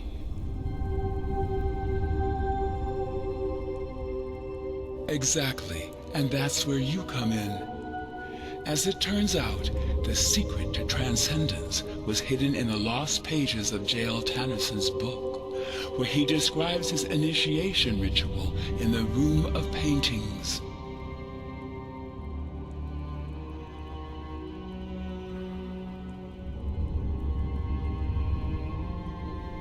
That is correct. But I have had the pleasure of talking to some of them over the centuries, and was able to convince them to divulge their secrets to me. It's not some kind of room. The Room of Paintings is a force of nature, one that has the power to change you in a way that far exceeds the ability of normal magic. Either way, I will spare you the details. What you need to know is that we believe the Room of Paintings to be inside a temple we excavated over the past years. And that is what this expedition is about. You and the other mercenaries will venture into its depths and establish a portal for Myra Lame and me to step through once you found the room, where we will finally sever our minds from our bodies. Correct. It will prevail. Only the Relame who have proven themselves worthy will ascend with me. The rest of them will stay behind with the first seer, who will take over the mask. Then, when the time comes, they will follow us. No. First, because I have reason to believe that the weak-willed among us wouldn't survive the separation. Second, because our teachings are too important to risk them getting lost. Someone needs to continue spreading our faith. What it is or who built it, I can't say. Only that it must have been an ancient civilization, and by ancient, I mean one that existed long before the Pyreans. The Black Libra, the cult the Butcher of Ark belonged to, merely used this place to conduct their rituals of initiation. In the Frost-Cliffed Mountains, that's where you will go. They could, but the temple is dangerous. Only if you let them eat you. According to my research, 4 groups need to enter the temple simultaneously through its 4 individual entrances. These groups will be made up of 2 mercenaries and 1 voice each to guide you. Once you found the temple, your mission will be considered a success, and you will be paid. Any questions? I don't know. Finding that out is part of your mission. As soon as possible, after this conversation has ended, you will make your way to the excavation site and wait for my arrival. Since you've already worked with Brother Wrath, you will form a group with him and another mercenary I will choose myself. Do you have a map? Show me. Good. This is where you'll find the site. I recommend you take a Myrad to the Frostcliff Tavern and walk from there. You will.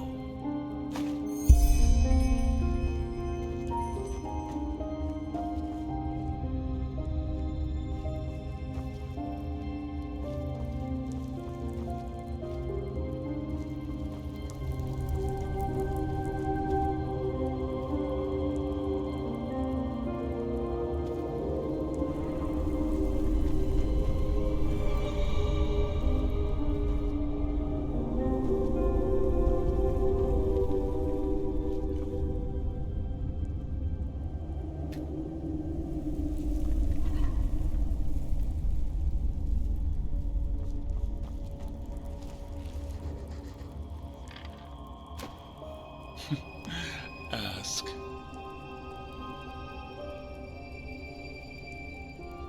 I'm afraid an appropriate answer would take more time than we can spare. Suffice it to say that psionics is a powerful school when mastered. I will try to answer. I'm afraid I don't have an answer to that.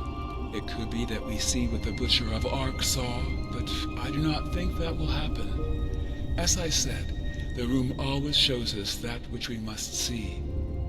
It has the power to change us, but what this change ultimately looks like depends on our intentions as we enter it. There are plans, but I do not expect that to happen.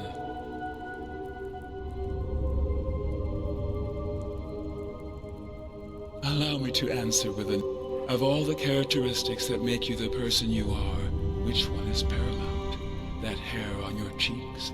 The piece of meat between your legs? Or that which allows you to have this conversation with me?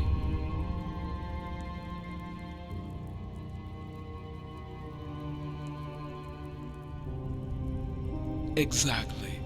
If I were to extract your consciousness and transfer it into a new artificial body, you'd still be the same person, only in a different vessel. Gender is just another asinine attribute we wrongly identify ourselves with. Isn't it ludicrous if you think about it? We are so proud of what apparently separates us from animals, yet we blindly submit ourselves to the domination of our flesh. Young, old, beautiful, hideous, man, woman, all descriptors of something ultimately irrelevant. I wasn't. My vessel has always had aspects of both genders, but the time when I attributed any importance to this fact is long since past.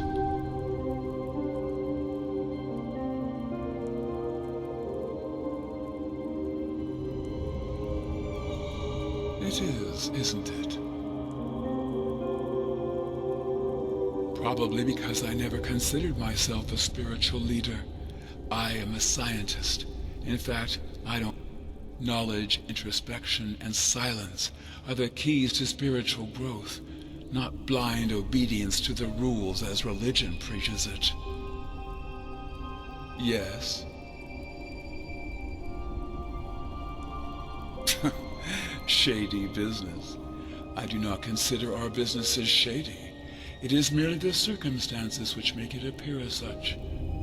Ultimately, it's a simple bargain. We offer the people safety, and they pay us for it. No different from what the guards do for the noblemen. Fair point.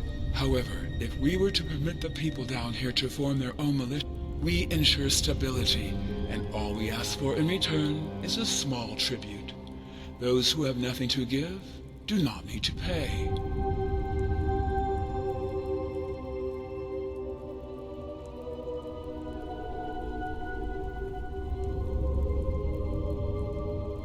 Maybe, maybe not. But you need to understand it is neither my intent to cause suffering. I'm a scientist whose goal it is to achieve transcendence for my lambs and for myself. That is all. Good question. I suppose it is because you are different somehow. You have a presence that fascinates me, and even though I do not understand why it does, it was enough to spark my interest.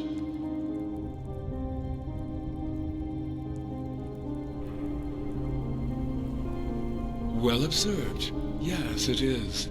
When I created the Ralas, I drew inspiration from a myriad of philosophical, religious, and spiritual writings, and some of these were Relata Shera means a variety of things. See the Relata. I see the Relata. The Relata knows. Take your pick. It is. Asked the Lightborn. Extending one's life a little is not as hard as you may think, but I am not immortal, if that is what you wanted to know.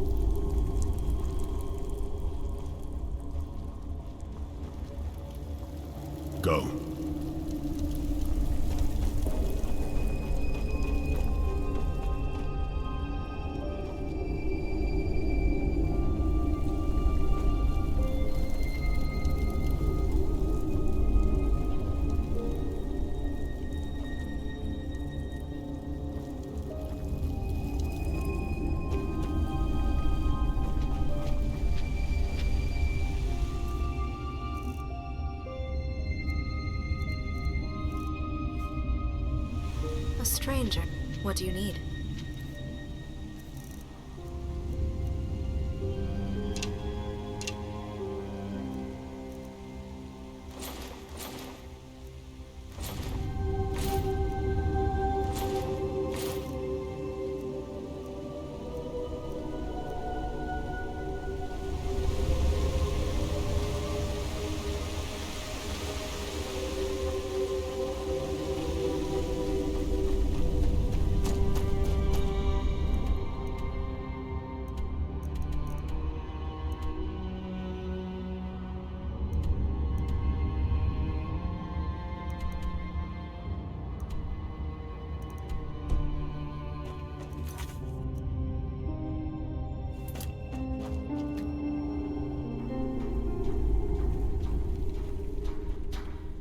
Relatashera.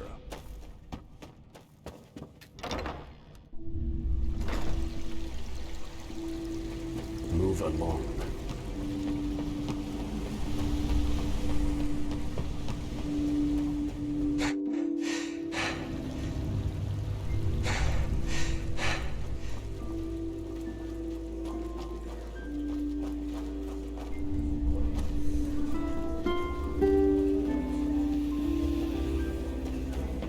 A Sunchilder! I bet you came to watch those fools cut their guts open.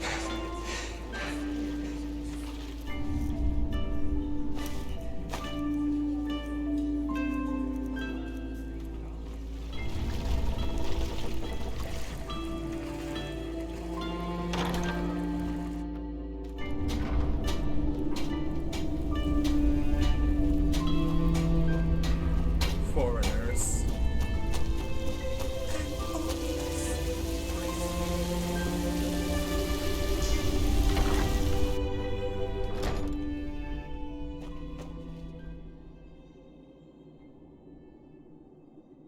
What the?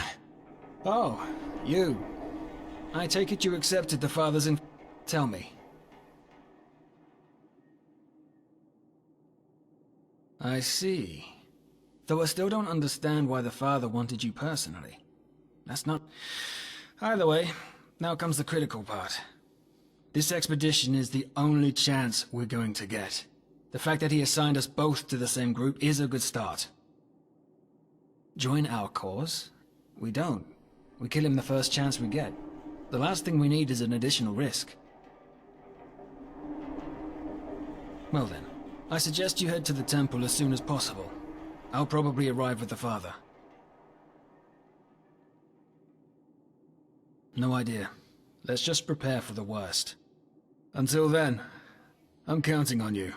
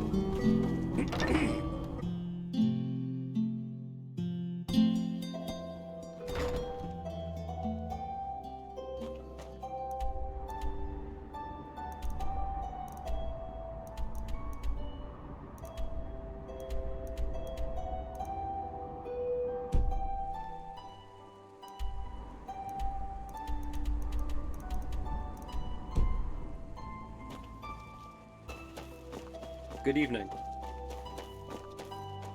Well, comes a pint. You just have to live. Good evening.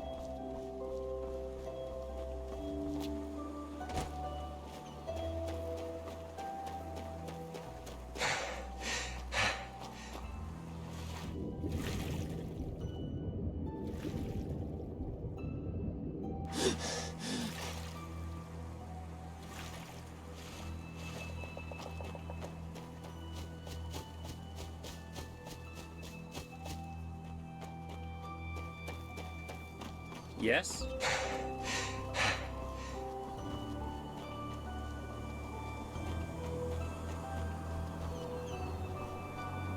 Still on the road. Good to hear. Where to?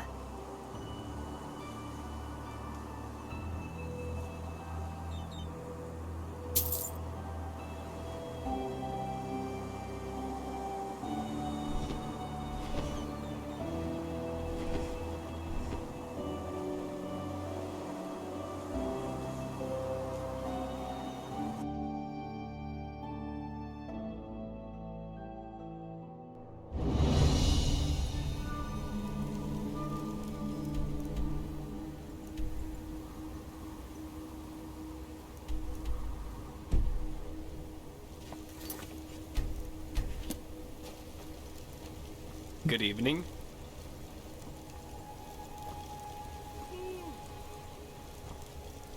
Walk blessed, friend. How about myrads? What is there to tell? They're beautiful animals, majestic and wild, and dangerous if you're unlucky enough to... In the time before the Blood Moon Revolt, a long time ago, tame myrads like this one here was a really rare sight. Nowadays, though, they're pretty common, at least here in Enderal. Pity, somehow. I guess that sounds stupid, but I sometimes long for the times my grandfather lived in. Being a Nowadays, well, you can get... Oh, well, that's hard to explain. They communicate by click, and through those clicking sounds, I also tell them where you want to go, before you... Sure, where to?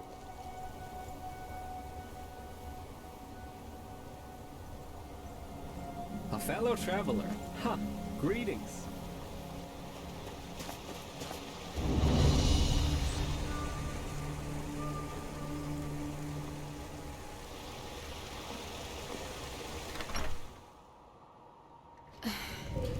And just how exactly... What blessed, my... Oi, you're a traveler, aren't you, my No son? idea, but I Just did a what few you words asked of of friendly me. advice. Now where's Keep my away from the pay? Dark Valley. Here. The place was a Thank bloody you for boneyard your before. services. Word has it almost half of the corpses there have My started pleasure. walking again. Huh? Do I know you? Ah. Well, I'm Esme. Esme Yal. Can I... him? Oh, just another disappointment, I guess. The brave miser helps the damsel in distress. Why?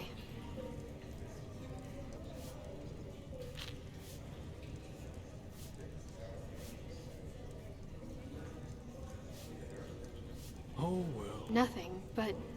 well, you just don't see a lot of helpfulness these days. Especially when there's nothing to be gained in return. Especially to a tramp. Never mind. I don't want to be the self-pitying Eterna. This country is way better than Nehrim or Erizil. Huh. How's this? Before we go any further, you have a seat, and I'll think over your offer in the meantime, and we'll let you know of my decision afterwards. What do you think? Well then, innkeep! 2 mugs of ale, please! Are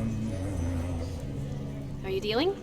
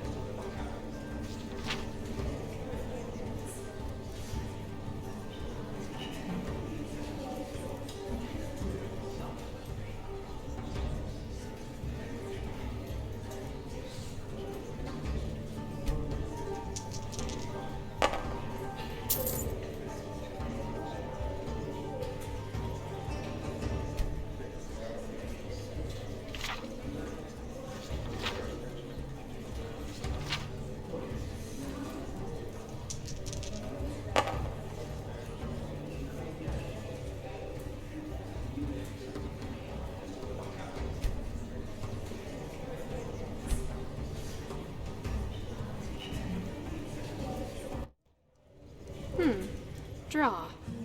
Come on, another round. We're not done yet.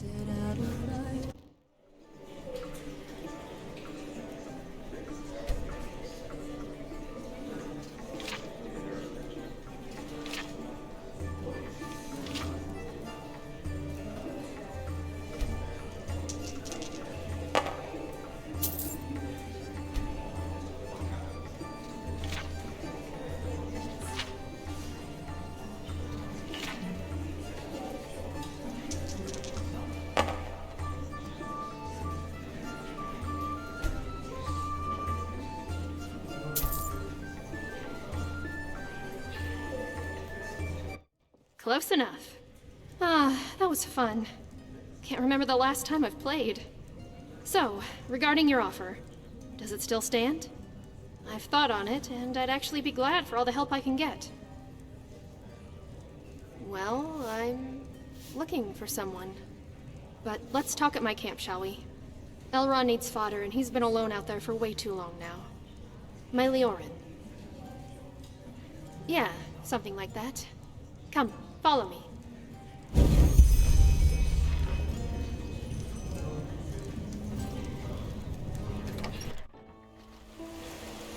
Oh, bloody cold.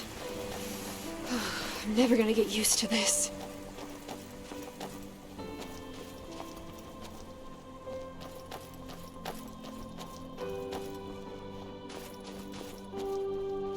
Here we are.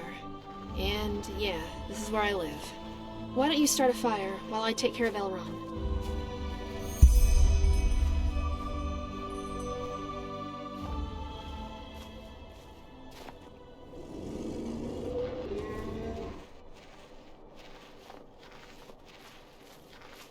Thank you. So, I'll try to make this short. I'm here on Enderal because my... how do they put it in these parts? My companion. Former companion, that is. Terra. About a moon's turn now. I came with a trade ship from Kylé. Nerim. Oh my. I understand why you fled then. The people over there aren't too fond of our kind, are they? But yeah, now that you mentioned it, you do have a slight accent. A letter I received a while ago. Back then I was still with my clan, near Unil Yar. It came by Myrid courier, which was more than unusual. Just like myself, Terra was a minstrel. And, as you might know, money is always sparse among our kind. Ah, so you didn't grow up among the Eterna, did you? Pity. Clans are minstrel groups, bards, acrobats, magicians, you name it. You guess right. She said that she was planning to do something. Something extremely stupid.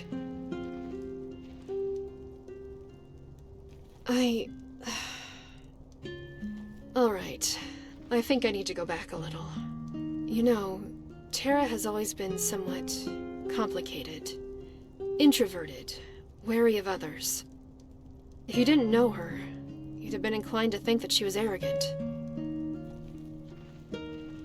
Yeah, I did. Probably because I saw right away that her demeanor was a form of self-protection more than anything. Buried under that shell of ice was an extremely kind, vulnerable, and caring person. Anyway, what I'm getting at is that Terra has always had difficulty being happy. She had been through a lot, and it had broken her in some way. Every now and then, this black fog would come over her. Sometimes it was bearable. Sometimes it was so bad that she refused to leave her tent all day long. Doesn't matter. One of the reasons, yeah. But there was something else that happened about 2 years ago. We had just finished a performance at a festival, and I had lost Terra in the crowd. When I found her again, she had this look on her face, as though the Seven Lightborn had just revealed themselves to her. She was hypnotized. Well, in that crowd, she had met a woman. She had worn a mask, like the other guests at the ball, and according to Terra, she had approached her right after our performance. How should I put it? She had told her that she had a solution for Terra's problem. For the Black Fog. According to Terra, she wore a white robe and a veil. Or was it gray? I'm not sure, it's been so long. Yeah. I quickly forgot about the whole thing, and I thought Terra had too. But the letter proved me wrong.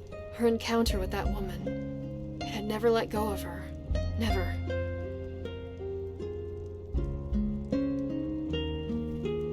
Yeah. And some of the things she said in that letter, they scared me. Because they sounded so I don't know. It's probably madness that I'm even here. I mean, she's a grown woman. And we're not even... But still, when I read those lines, everything inside me froze. As though I was watching her walk towards an abyss, and wasn't able to stop her. Take a look? I don't know where I put it. I'm sorry. Maybe later. That's complicated. I'd rather not talk about... What? When? How?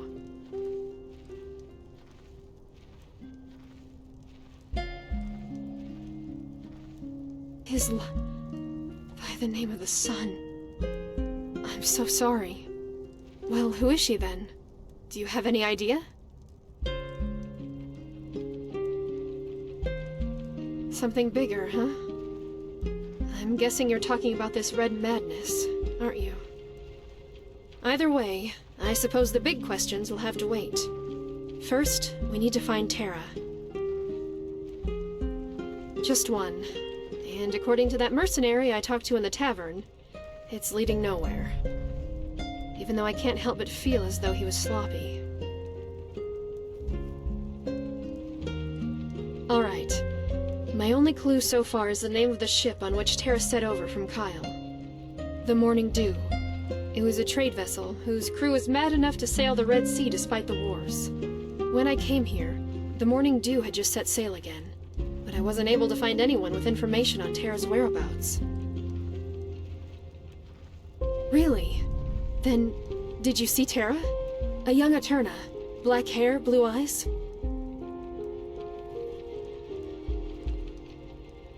Well, according to the mercenary, the ship ran aground up north. If that's true, and if we get lucky, we might be able to find something in the captain's chambers that could help us. A logbook, a list of passenger. Here. This is where the ship ran aground, apparently. Thank you. I appreciate it. How about a sip of spiced wine before you leave? Eterna specialty. All right. One moment.